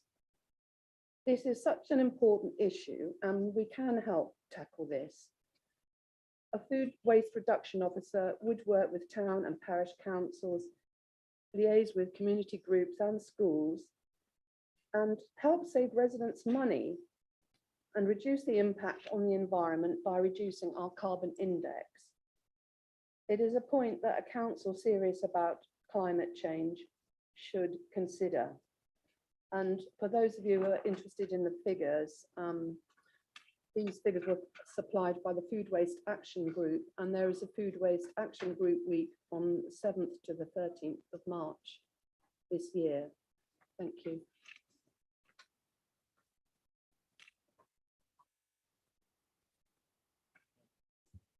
Thank you, Councillor Downing. I now have Councillor Coleman.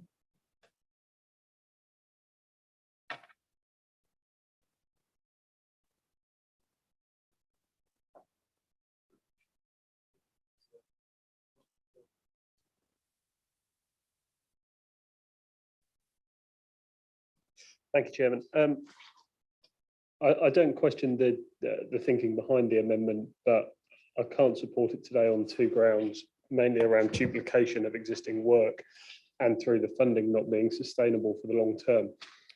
The energy efficiency work is already significantly covered off by the Greater South East Energy Hub, which is a collection of energy hubs across the region. And the food waste reduction is a role that everyone has a part to play in, and it's around education. No council and no creation of a post is going to solve that. It's about individual behaviour. And while we have a role to play in helping to educate people on how to make different choices around food waste, we're not able to control that, and we shouldn't seek to control people's choices. On the funding point, both the funding sources identified are short-term and open to some level of they're skeptical. They're not guaranteed for the long term. So we would end up passing an amendment on potential funding that may or may not be forthcoming in the future. So for those reasons today, I think that while the amendment certainly comes from the right place, I think we would be duplicating existing work that is already being done by some fantastic organisations in the third sector and the wider public sector. And I also think we would be putting in programmes that as soon as they're embedded would then probably be taken away because the funding wouldn't be there long term. So for those reasons, I can't support that. Chair. Thank you. Thank you, Councillor Coleman. I now have the leader. Lovely. Thanks, Chairman, and for the opportunity to speak, and to the leaders of the opposition group for sharing the amendment proposals via email today. I'll just go through, Chairman, in order as presented and tabled by colleagues in this chamber. And I just want to start off with the Household Support Fund and the request in front of us. This council has £33,000 left in our local hardship fund, and that parameter allows for officers under immediacy to channel that to where it's needed most. And through the budget position Councillor Cowan has presented today, if over the further weeks and months throughout this year, there is further hardship presented and the requirement for us to increase that, we can do that within the existing framework presented through the reserves, Chairman. And as such, we don't need the amendment tabled here today. And I would just like, Chairman, just to acknowledge the comments from Councillor Jeremy at Cabinet, in which he thanked this council's change in which we've increased council tax hardship up to £100,000 for this coming year. In relation to energy efficiency support worker, Chairman, and in relation to the back of Councillor Coleman's comments, with just under 50,000 properties across the district, Chairman, I think we would need a small army to undertake the work required as presented here today. However, as colleagues will be aware through Councillor Webb, she updated all members on what opportunities there are through the Warm Home Discount Scheme, through cold winter payments, and through the Norfolk Assistance Scheme. 3 schemes which already exist, Chairman, and officers within this council are already supporting residents who present themselves in financial hardship to signpost them and support them through those applications, which can be quite challenging. And if members, Chairman, across this council are struggling with casework at how to go through those applications, our community team under Sam Armitage would be delighted to update members and present to them how they can directly help their residents without the necessity of employing an officer of this council. In relation to food waste reduction officer, as has already been mentioned, this council has committed over £40,000 to our new community rural food bus. That is a direct intervention from this council. That is going to serve the whole of the district, ensuring that those residents who find themselves in food hardship are supported to ensure that they can provide food on their table, along with some of the commodities Councillor Terry mentioned earlier. In relation to that, don't forget, Chairman, that we were one of the first councils in the east of England to support a community supermarket in our Thetford community. And I think it's fair to say, Chairman, that is still in its infancy. And for me, as the leader of the council, I think it would be inappropriate to allocate further funding where actually I may need to ensure the longevity of those 2 schemes to support the whole of the district. So as much as I note the food waste reduction officer and the recommendations from the opposition, I think it would be prudent, Chairman, for us to ensure that the 2 schemes we have stood up and the scheme we are about to stand up have longevity, and therefore through financial prudence it would be inappropriate. And Chairman, just on a final piece around food hardship, we were one of the first councils once again in the east of England to establish community fridges across all 5 of our market towns, which have been a great success. And finally, Chairman, just around housing and homelessness and the request around the allocation for capital funding for something north of Thetford for temporary accommodation. That is already in train, Chairman. The officers and the cabinet members responsible have several sites which they are currently reviewing, and therefore there is no requirement within this budget proposal today, Chairman, to allocate £250,000 for that, as that work is ongoing. And I'm hopeful that by the end of this calendar year, we will have those schemes in our grasp with a formal recommendation to this council for those schemes to be stood up. I absolutely acknowledge Councillor Jeremy's challenge that those needs are today, and we are working through those needs of today. And I think Elm Road is an absolute success in what this council is directly doing. So Chairman, in relation to the proposals presented, and as my statement today, we are doing work. We need to show longevity through those schemes, and therefore I think it'd be inappropriate for us to release further monies from the new homes bonus, which we took out of our baseline budget to ensure that activities such as our inspiring communities, our environmental schemes can have some longevity moving forward. Thank you, Leader. We now have Councillor Bambridge. Can I say, Chairman, much of what I was going to say has just been said by the Chairman. I was going to speak about the Food Reduction Officer and explain exactly what we are doing. We do, if I could just add, we do support Food Savvy Norfolk, and I'm happy to make sure that every member has the website address for that if they want to follow up on that. Thank you. Thank you very much. We now have Councillor Morton. Thank you. I'd like to support this amendment as I believe it starts to address major issues, particularly the food waste and poverty, where reducing waste will ease food poverty and reduce carbon emissions, as Councillor Downing has explained. I think it's important that we place an emphasis on this. There's some good work being done, but I think we need to do more. I think secondly, on fuel poverty, which is set to become more acute, especially in a district such as ours, where gas is not always available. I would propose an extra officer dedicated to taking advantage of government funds, which have not always been fully subscribed. I do think there is a real role for us to play in attracting funds and educating residents. This would raise the energy efficiency of low income and low energy performance homes. And this will create a double benefit of lower bills and lower carbon emissions. Thank you. Thank you, Councillor Morton. I now have Councillor Hewitt. Thank you, Chair.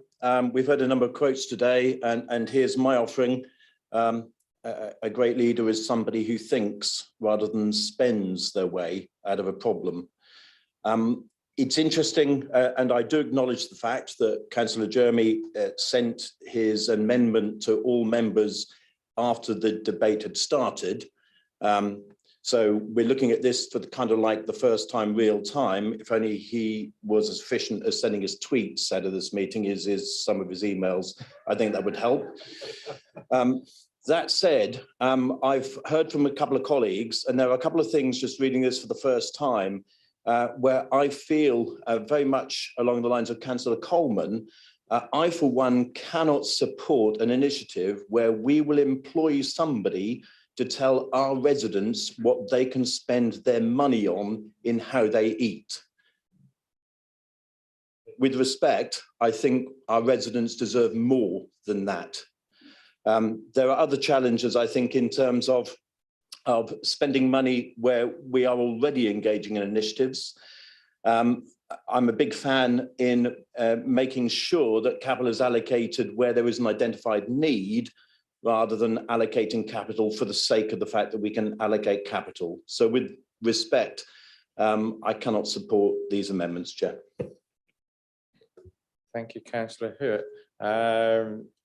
Is there anybody else before we go to Councillor Burt to sum up? I have Councillor Webb and Councillor Kittle-Morris. Yeah. Thank you, Chairman. I'd just like to say, following up from Councillor Morton's comments, along with the list of things which I'd sent out to all councillors, which should give you the tools that's needed to know where to go to when your residents are in a muddle. There's also the Norfolk Warm Home Scheme, and I'd like to bring that to your attention. That's just all I wanted to add, because it's something that's been brought to my attention in the last couple of days. Thank you. Councillor Kittle-Morris. Yes, thank you, Chairman.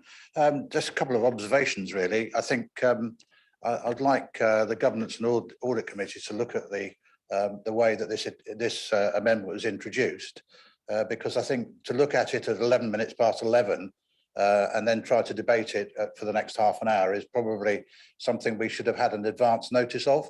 I think probably if we could have a look at the constitution and see how these things could be introduced in future, so that the executive member and the section 151 officer have adequate time to assess the implications and to report to this council.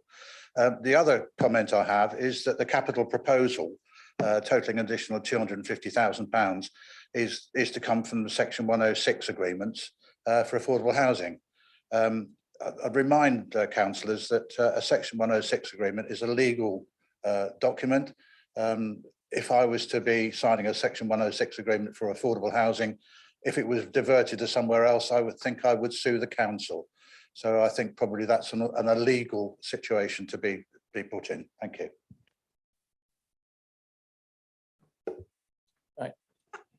Thank you, Councillor Kittle-Morris. I'm afraid, Councillor Jeremy, you don't have another right to reply because you're second. I would point out that the section 151 officer reviewed these proposals last week and were worded in a way on her instruction. And she's perfectly content with the proposal. So I'd hate for you to mislead council that they haven't been approved because they were. Thank you. In that case, if you'd have said that was a point of order, I would have responded ridiculously. Yeah. Now, we will now go to Councillor Burt because he is the person who is the seconder. Before we go there, I will just say to Councillor Kittle-Morris, yes, I agree entirely what you say about getting amendments in earlier, but in fact, it's the right of any member sitting around this table, providing that they can get a seconder to do it at any time they like. It can be 2 minutes to 1, it can be whatever. We don't have to be notified, so it was nice of the leader of the opposition to do so, but he didn't, it wasn't a necessity. He has the right, as do all of you. So we will now go to Councillor Burt, who has 3 minutes to finish the debate. Thank you, Chairman. So let me be clear, nobody in this district is going to be told what to eat. That is ridiculous. It appears that the rejection is on the basis that we might not have funding for the future, but the problem is now. You've already heard from Councillor Jeremy that this has been through our section 151 officer. It has been approved. The budget, it does work. The numbers add up, they stack up, and we have a capital way, a revenue way to be able to actually rebuild this in the future with one of the capital sales that's already going through. Now, the comments of my opposition colleagues go before me. Take it as read that as joint authors of this proposal, I agree with the powerful comments that have been made, and this amendment is needed. But it appears that the ruling group have been told to ignore or vote against this, and they're deliberately avoiding the opportunity. But deliberately avoiding the opportunity to show some humanity to those most in need now. At the same time, we're dishing out money on the Market Towns initiative for ceremonial clocks, which I appreciate has been cancelled, or public art. We have residents in genuine need now. And how does that make us appear as a council? Look around this room. We're not the ones having to make those decisions about whether to heat or eat. We're not the ones having to borrow money to buy our child a school coat. Just one.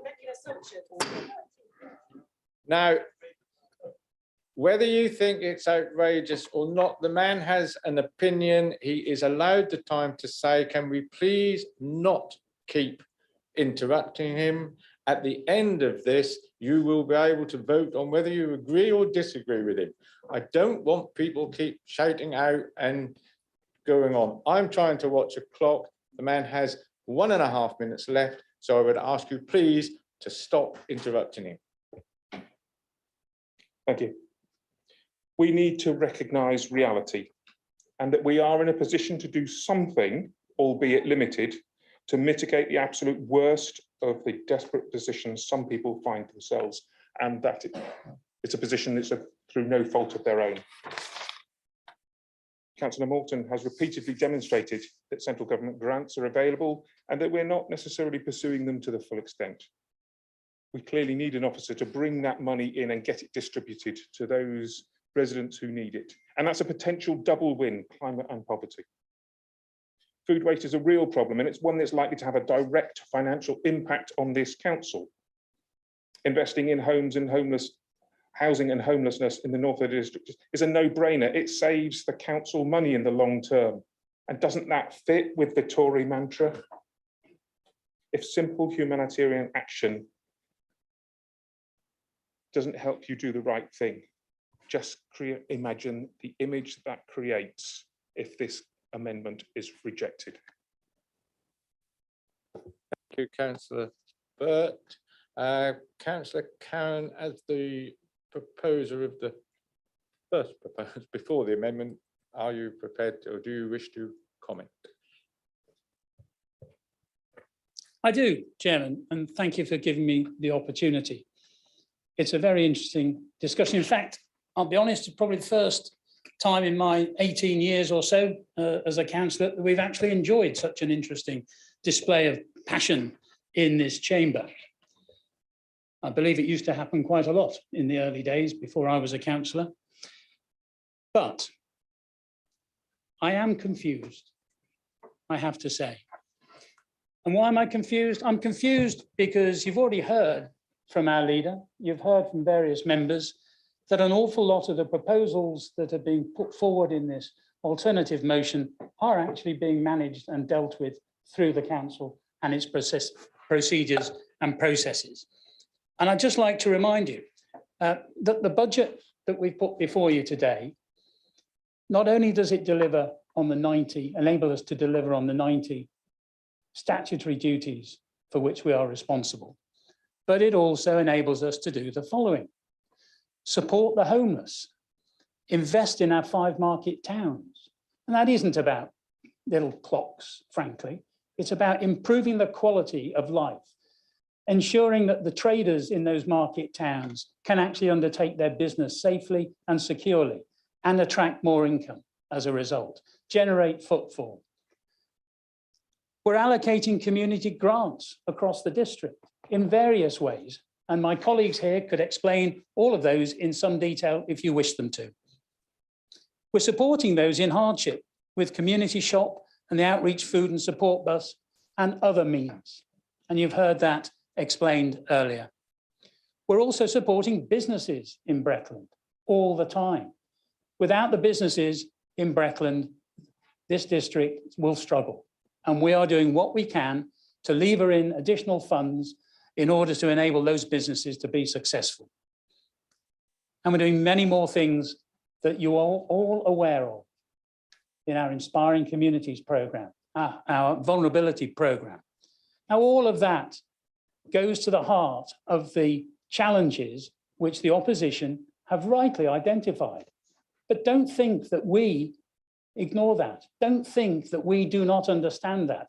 Do not have the temerity to think that we do not understand the people whom we represent across this district. That is not for you. It is for us and our own consciences.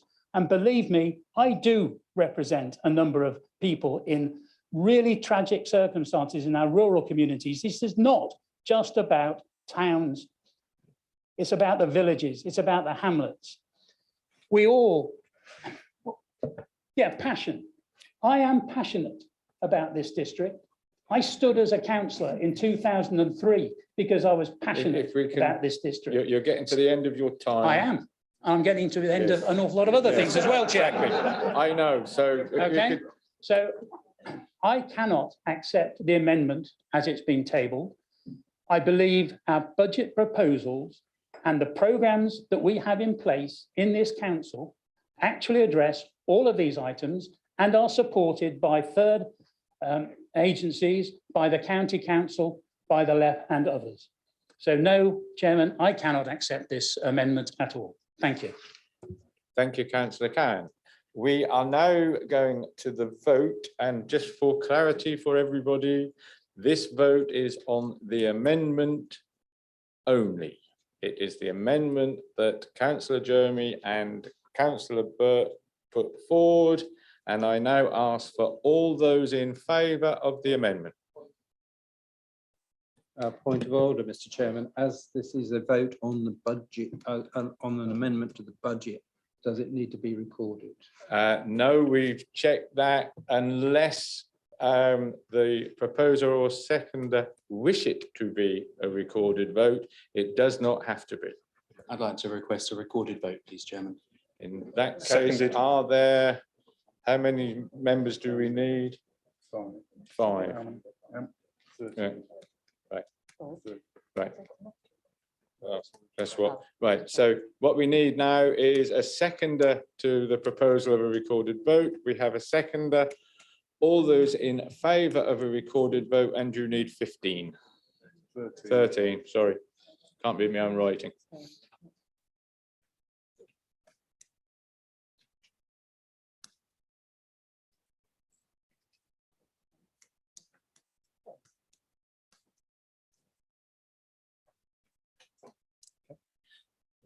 In that case, there is not enough support for a recorded vote, so it will be a Chairman, standard please may I vote. request that my vote be recorded?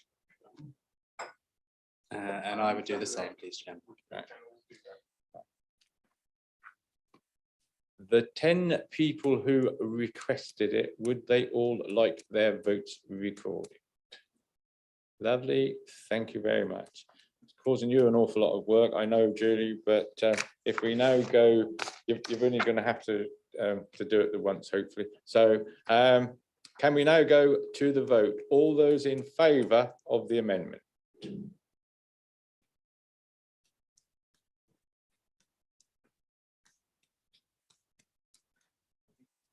I think it's 10. and hopefully you'll know their names. Yes. Don't tell them your name, Pike. All those against the amendment?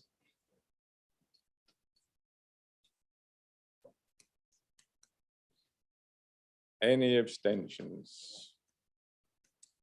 I'm afraid that amendment has not been approved. We now go to Councillor Attewell. Thank you, Chairman. I've just emailed all members a small amendment I'd like to propose to the budget. I apologise sincerely that you haven't had it sooner, but those that know that I only came back to work yesterday. I've been off for family reasons for the last 2 weeks, so apologies for that. In case anybody wants to throw that at me, but I would have got it to you sooner.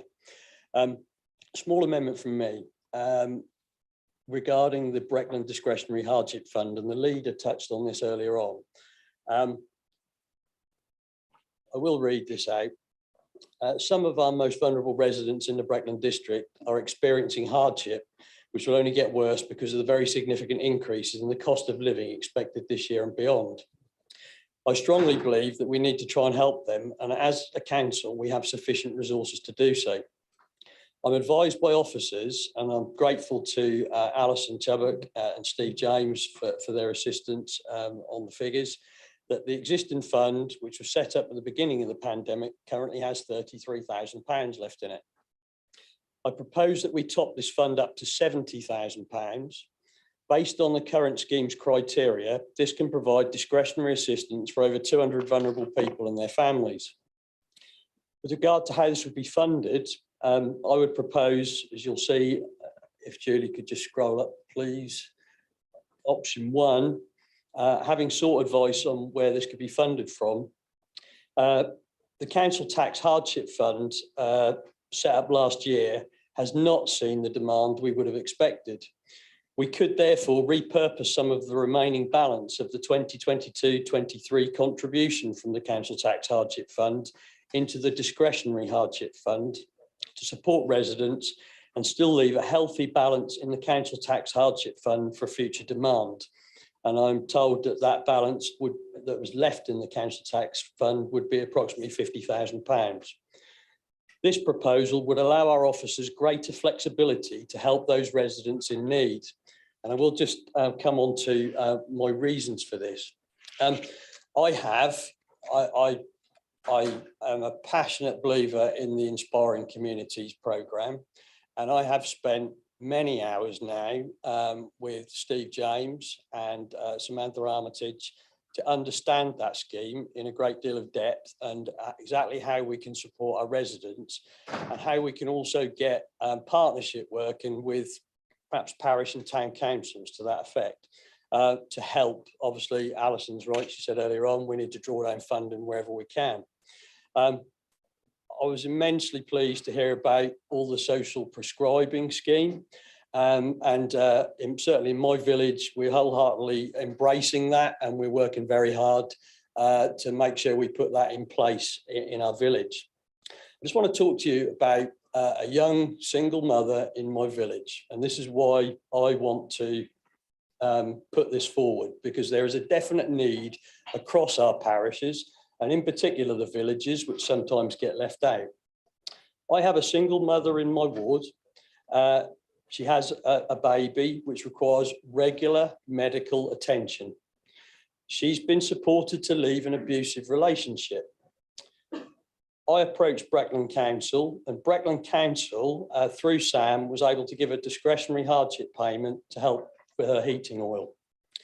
From that, because Breckland was at the front of the process, I was able to go to other bodies. So I went to a local charity and said, the district council has supported this. Would you help fund this young lady because she needs assistance? I went to the local supermarket and said, Breckland Council have done this. Would you be willing to come in and support this young lady? And Parish Council has done the same. And there's all these small pots of money and assistance out there, whether that's assistance in kind, etc. But that all started with that Breckland Council money. You are running out of time rapidly. I have 5 minutes, I believe. Yes, and you've had three and a half. As the and proposer? you only get you as the proposer, you get 5. We're having a debate.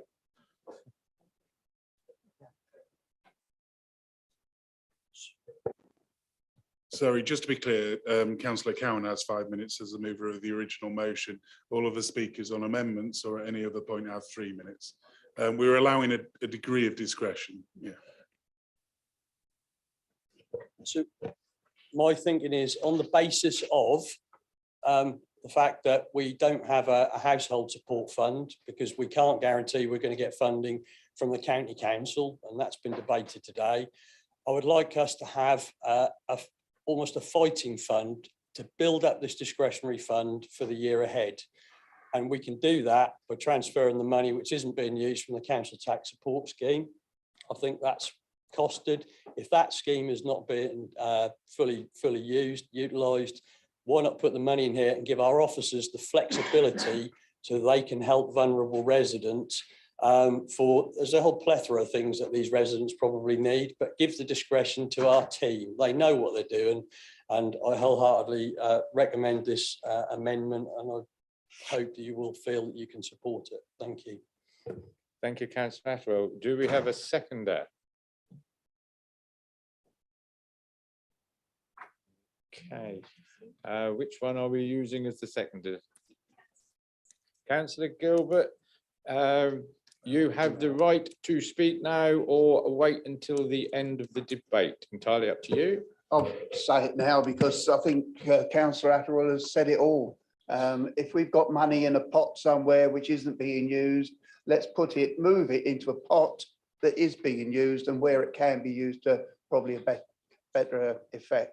So I'll second this motion, amendment. Thank you very much. Does anybody else want to speak on this amendment? Councillor Burt and then Councillor Wickerson. I'd like to support this motion, this amendment. Having the major opposition amendment fall only a few minutes ago, this is certainly a secondary, but it would still make a difference. And I think every little helps at this stage on where we are going to be going very shortly.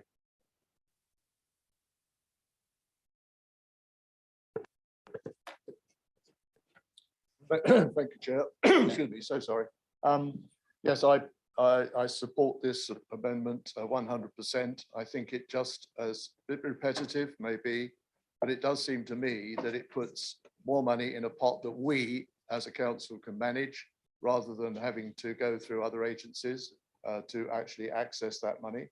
And as such, certainly I have, similar to Councillor Atterwill, I have a young single mother in my ward in Swaffham who would have benefited from such a proposal, passing it to the Breckland Council to actually administer it. So I support this, and I would urge all members to support this. And I think in terms of the hardship fund, generally, the hardship in the communities, current situations elsewhere are only going to inflate that in terms of access to fuel, for example. And therefore, I think if we can have a larger pot that we ourselves can use as on a discretionary basis, that will be certainly a benefit to our residents. Thank you. Thank you, Councillor. I have Councillor Jeremy. Yeah, just briefly, Chairman, just to be clear, I very strongly support this amendment. I think Councillor Webb sadly overstates my influence at the County Council. I might suggest there's some other members in this room that probably have more clout than I do at County Hall, but I hope they heard your comments too, because obviously that is important. That said, in the leader's remarks earlier, he more or less indicated that there is a possibility that money that's underspent in one location could be used to support the household support fund, which is essentially what Councillor Atterwell is providing in this amendment. It would seem sensible to me, if that was indeed to be the case, which the Cabinet intend to do, to accept the amendment today and have full council support for that change. Thank you. Thank you, Councillor Jeremy. We now go to the leader. Thanks, Chairman. And on the back of Councillor Jeremy's comments, as presented today, I think it would be prudent for us to ensure that the Council Tax Hardship Fund and its underspend rolls over, which is presented today. If in the new financial year, at the beginning of that piece, the Council Tax Hardship Fund isn't drawn down to the severity it requires, then the Cabinet and the Council can then review that. As mentioned earlier, we have already got positions in place for existing budgets for us to increase that £33,000 at pace if required. But I think the budget presented today ensures that longevity around some of those schemes which Councillor Atterwell alluded to, inspiring communities, etc. And I think we just need to make sure that we're managing our expectations as members to ensure that money is going towards those individuals who require it most. Thank you, Leader. Do we have anybody else? And before we go to the vote, we will go to Councillor Cowan. Do you wish to make any comment? Thank you, Chairman. Yes, I would actually. This is a topic that I have been discussing with the finance team prior to putting the budget together. I don't believe, as you've just heard from the leader, that we need an amendment to do this. It's money that is already allocated within the council for particular purposes, and we can actually repurpose it, as the leader has just said, which is why I don't think we incorporated a specific item in the budget process for this particular topic. It is a topic that I said earlier, we are very passionate about. We know hardship exists. We want to do what we can to address hardship, and our officers are well versed in advising us and residents where that money needs to go. So whilst I accept and understand and appreciate the sentiment, and it is a good sentiment, I believe we already have in place the necessary mechanisms to do exactly what this says on the tin. So thank you, Chairman. Thank you. So we will now go to the vote on that amendment. So it is the amendment proposed by Councillor Atterwell and seconded by Councillor Burt. All those in favour of that amendment? Oh, sorry, not Councillor Burt, Councillor Gilbert. Sorry. Can't read my own writing. So we'll now go to the amendment. All those in favour of the amendment?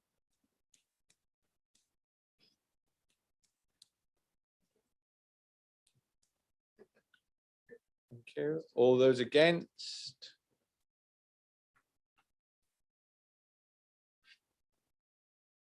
Any abstentions?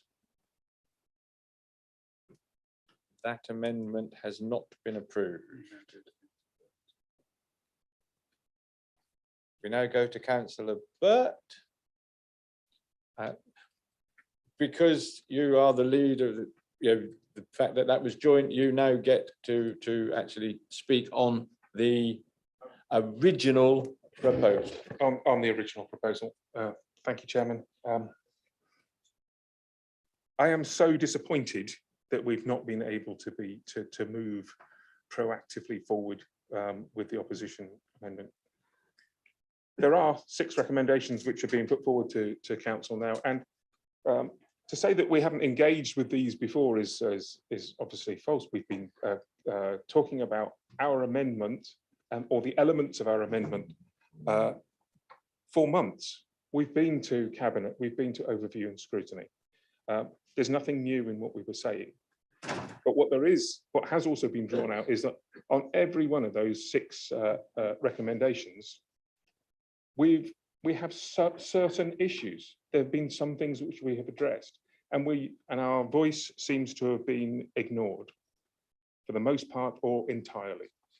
And therefore, although there are some parts of those recommendations which I could go with, there are some which I definitely cannot. And therefore, I'm going to be voting against the recommendations of the budget proposal today. Thank you, Councillor Burt. I have Councillor Borrett wishing to speak, and then do I have anybody else? Councillor Jeremy and Councillor Gilbert. So Councillor Borrett first. Remember, please remember that it is 3 minutes, because otherwise, it's very difficult for me to keep looking at the clock, and I don't want to make anybody not get what they need to say. This is a very good debate. It's very passionate, but it does have to be managed. So please try and sort of get to the point as fast as possible. Thank you. Does my 3 minutes start now, Mr. Chairman, or did it start when you first called me? No, they start as soon as you start, Councillor Borrett. Thank you, Mr. Chairman, and for being so clear. I support this budget. I think this is a really positive budget. I think if you look at the straitened financial times that we live in and the crisis that this council has managed to organise itself through without any loss of vital services and being able to support all the people in the community that this council did over the last 12 months and do all of that and come through with this budget, which continues to do all of that good work, continues to support the vulnerable, but also has a role to play for generating economic development, for supporting people's livelihoods and their lives outside of the crisis. I think this is something that Breckland should be very proud of. It is sustainable going forward. There are a lot of budgets out there that look extremely rocky, and we have to be thankful for the very firm financial foundations that previous Conservative administrations at this council have put this on. Had we spent all the money that's come in willy-nilly, we wouldn't be able to protect the services that we're proposing to do in this way going forward. I was very disappointed to hear Councillor Burt say that the Conservative members are only doing what they're told and that none of them are able to use their own independent views or minds to make a decision, because I think he's quite wrong. And I think the very fact that he's had to lower himself to very patronising and almost abusive comments in that nobody has any independent thought just shows that the argument wasn't won by Councillor Burt, because I think that's where people always go when their argument isn't that convincing. So I'd like to thank the Cabinet and the leader for the opportunity to vote on this budget. And the other charge always levelled at us, if we think the budget is a good one, is that we're self-satisfied. Well, if we didn't support it, we would be accused of dithering and not supporting the budget. It is a good budget, and I urge members to support it. Thank you. Thank you, Councillor. I was saying that the large hand was about to hit the 5, so I was about to hit the button. So we now have Councillor Jeremy I'm watching the clock. Thank you, Chairman. I spoke earlier on the budget amendment, but I did want to make a few comments, if I may, on the actual budget proposals. I am disappointed, of course, that our amendment was not supported, although equally not surprised. And you'll equally be not surprised to learn that I will not be voting for the budget today and the associated council tax increase.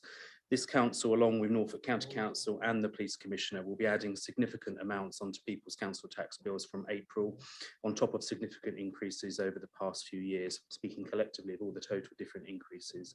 There's been a near 50% increase in Breckland's share of the council tax in the past few years alone.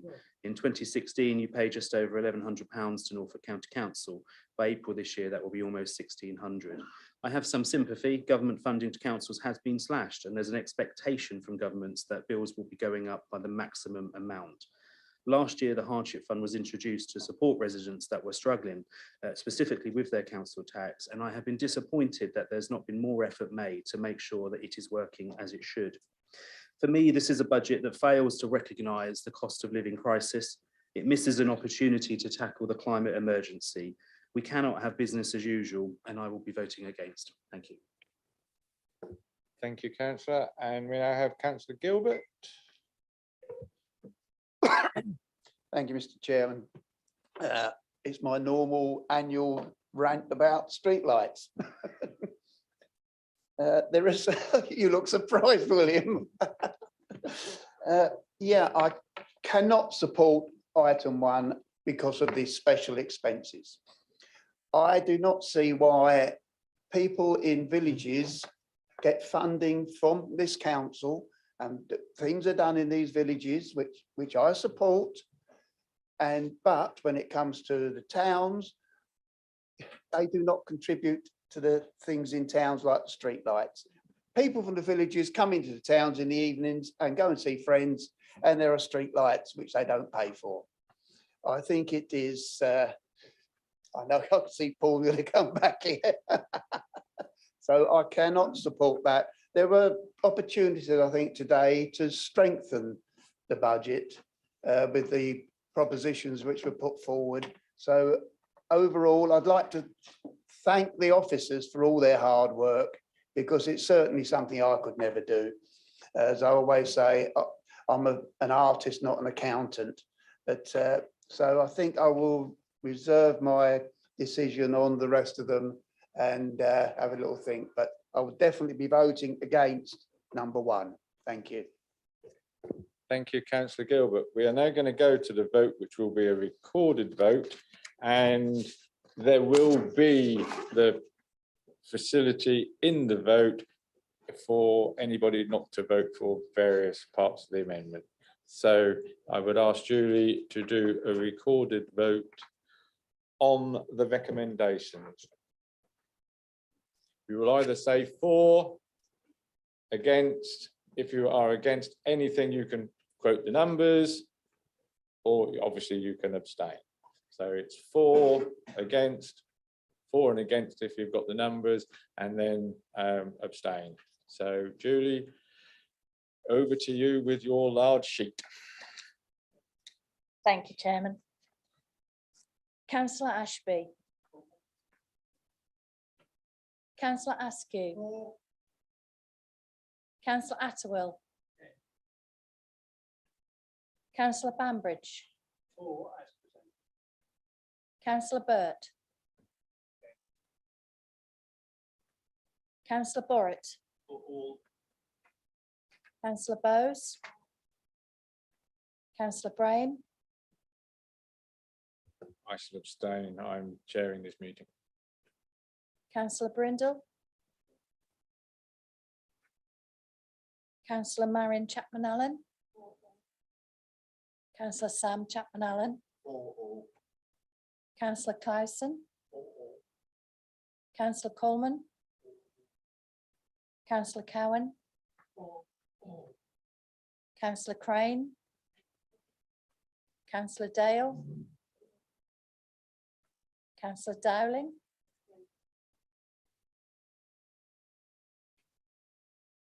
Councillor Duffield, I believe he's left. So Councillor Digan. Councillor Eagle. Councillor Gilbert. Councillor Gray.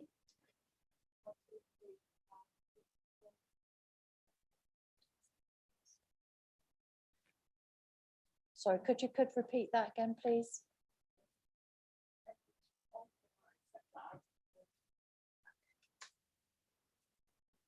Thank you. Councillor Hambidge. Councillor Harvey. Councillor Hewitt. Councillor James. Councillor Jermy.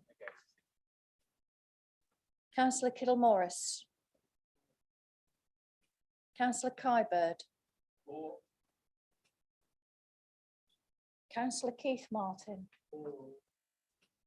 Councillor Monument. Councillor Morton. Councillor Nairn. Councillor Nunn. Councillor Robinson. Councillor Sherwood. Councillor Suggett. Councillor Terry. Councillor Turner. Councillor Webb, believe she's left. Councillor Wickerson. Sorry. Councillor Wilkin. And Councillor Wilkinson.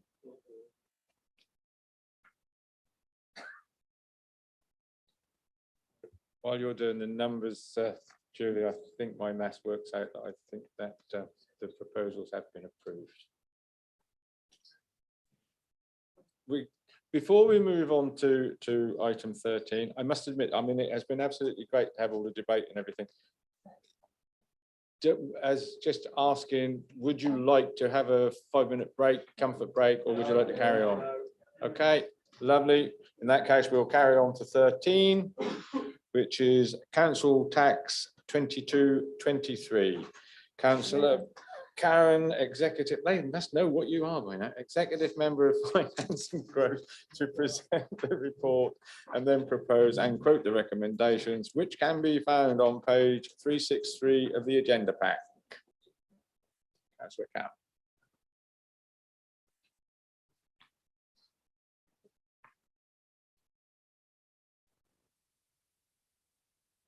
Yep, jolly good. Thank you, Chairman. Wow, what a day. Agenda item 13. Clearly, this follows on from item 12, which we've just debated at length. So as we've seen in the previous item, the budget setting, which is a key component, a key component of which is the level of council tax that we set as a district, that enables us to provide all of the 90 or so statutory core services in addition to specific initiatives that we believe are essential for the health and well-being of the residents and businesses within Breckland, such as, and we've heard these many times today, but I think it's worth repeating them. We support the vulnerable in our society. We support the homeless. We're investing in the 5 market towns. We're allocating community grants across the district. We're supporting those in hardship, as we've heard, with the community shop, outreach food and support bus, the community fridges and the like, and we're supporting businesses across the district. Yes, we do receive some support from central government, but as we know, that support and funding level is reduced year on year on year. And yes, we do receive significant income as a council through our fees and charges that are levied for environmental health services, for planning services and the like. But in order to provide for all of the above, including those discretionary services that we put in place to support those people in the district, towns, villages, the communities, businesses, we have to levy a district council tax.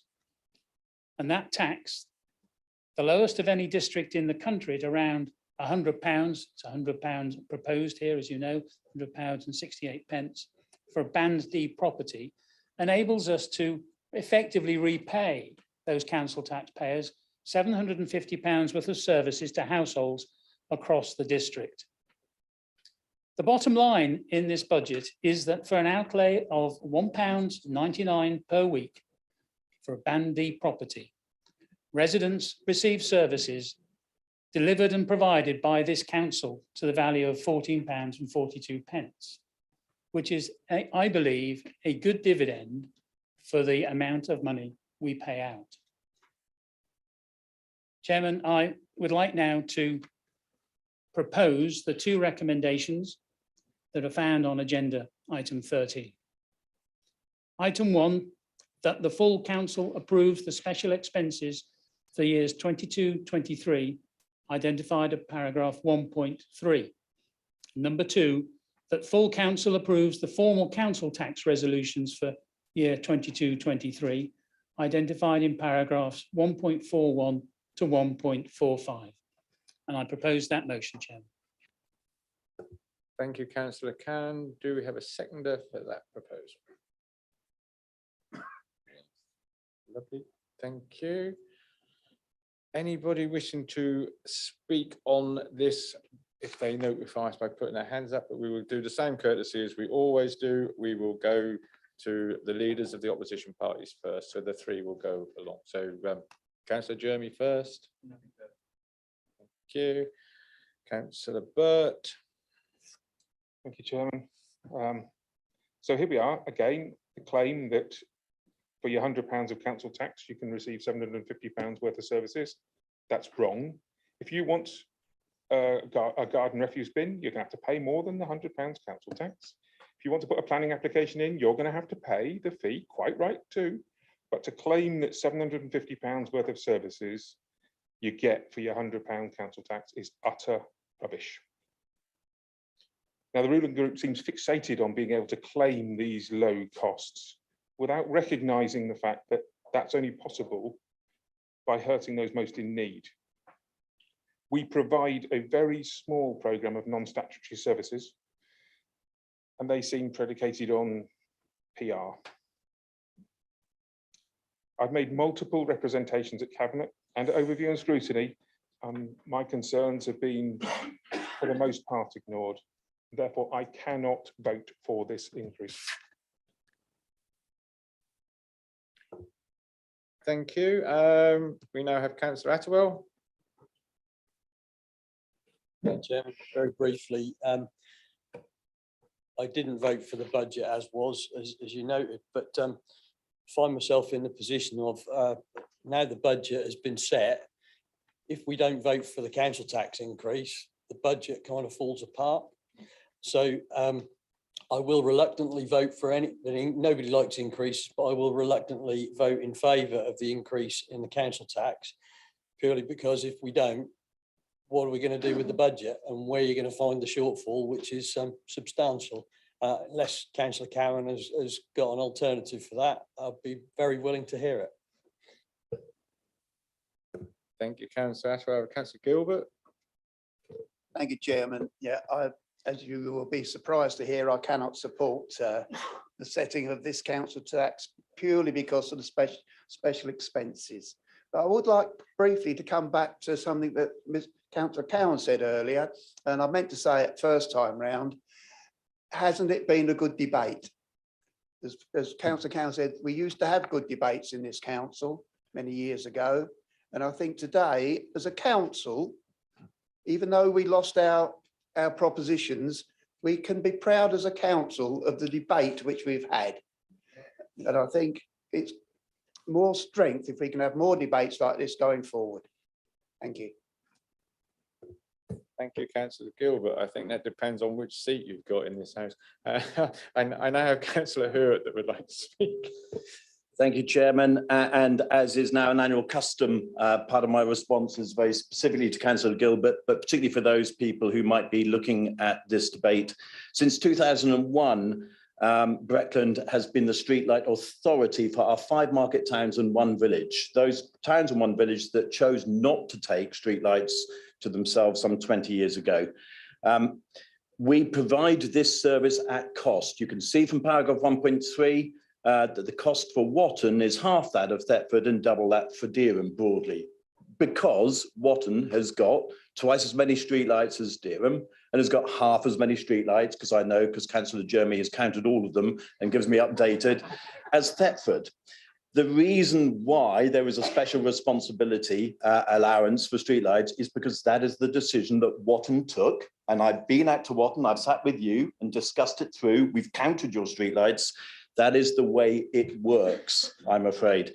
That is the way it works. So it's frustrating that we have this annual conversation, but I fully support including the special expenses, because that ultimately is what the residents of Watton, through your council 20 years ago, chose to adopt. Thank you, Councillor Hurt. We now have Councillor Borrett. Thank you, Mr. Chairman. Obviously, this is a technical paper, but this is basically about allowing the other authorities like parish councils who set their precept to be able to charge their precept. So anybody who votes against this is voting against the ability of other democratic organisations to levy the precept that they've agreed. So I'd be very surprised to find anybody who claims to be a Democrat voting against this. Thank you very much, Mr. Chairman. Thank you, Councillor Borrett. That's everybody that I've got on the list. So if everybody's happy, this will go to the vote, which again will be a recorded vote. Judy. Thank you, Chairman. Councillor Ashby. Oh. Councillor Askew. Councillor Atterwill. Councillor Bambridge. Councillor Burt. Councillor Borrett. Councillor Bowes. Councillor Brame. I'll save mine in case I need to do a deciding vote. Councillor Brindle.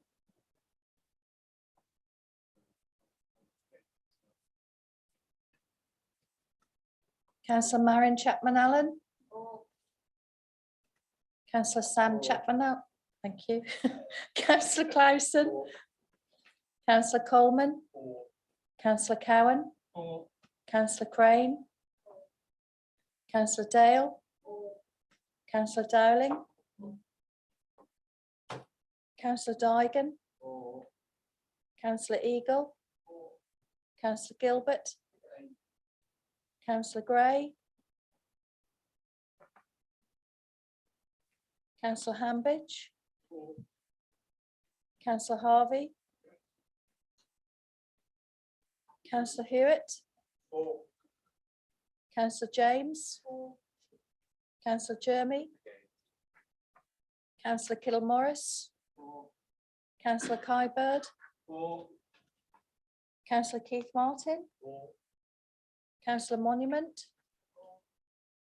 Councillor Morton. Councillor Nairn. Councillor Nunn. Councillor Robinson. Councillor Sherwood. Councillor Suggett. Councillor Terry. Councillor Turner. Councillor Wickerson. Councillor Wilkin. And Councillor Wilkinson. Oh, it's gone.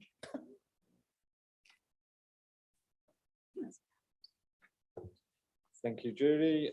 That recommendation has been approved. We now move to item 14 on the agenda, nominations for committees and other seats. Councillor Cowan.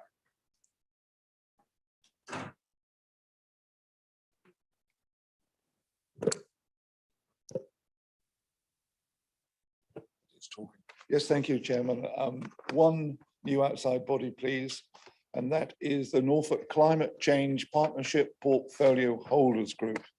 And that for us will be Ian Sherwood. Thank you. Thank you. Councillor Jeremy. Councillor Atterwell. Councillor Burt. Thank you. We now move on to item 15, which amendments to the Constitution. I'm not aware of any at all. So we will move on to 16, anything that I think is urgent. I must admit, I haven't got anything on that, but I will say it has been very enjoyable to actually have proper debate in the chamber. It is something that hasn't happened that often. You often hear all of this thing about, you know, it's not transparent and it should be and all the rest of it. This was lovely, transparent, everybody knows, and it was really well done. And I hope the people watching on YouTube thoroughly enjoyed it, because it was one of the better meetings of the year. Before I close, I'd just like to thank all of those who are watching via YouTube. And I'd also like to remind members that there's another meeting after this one about the bins with Serco and everything. So I have no idea what time it will start, but I dare say we will have a little break. It is now 1:45, and I will close the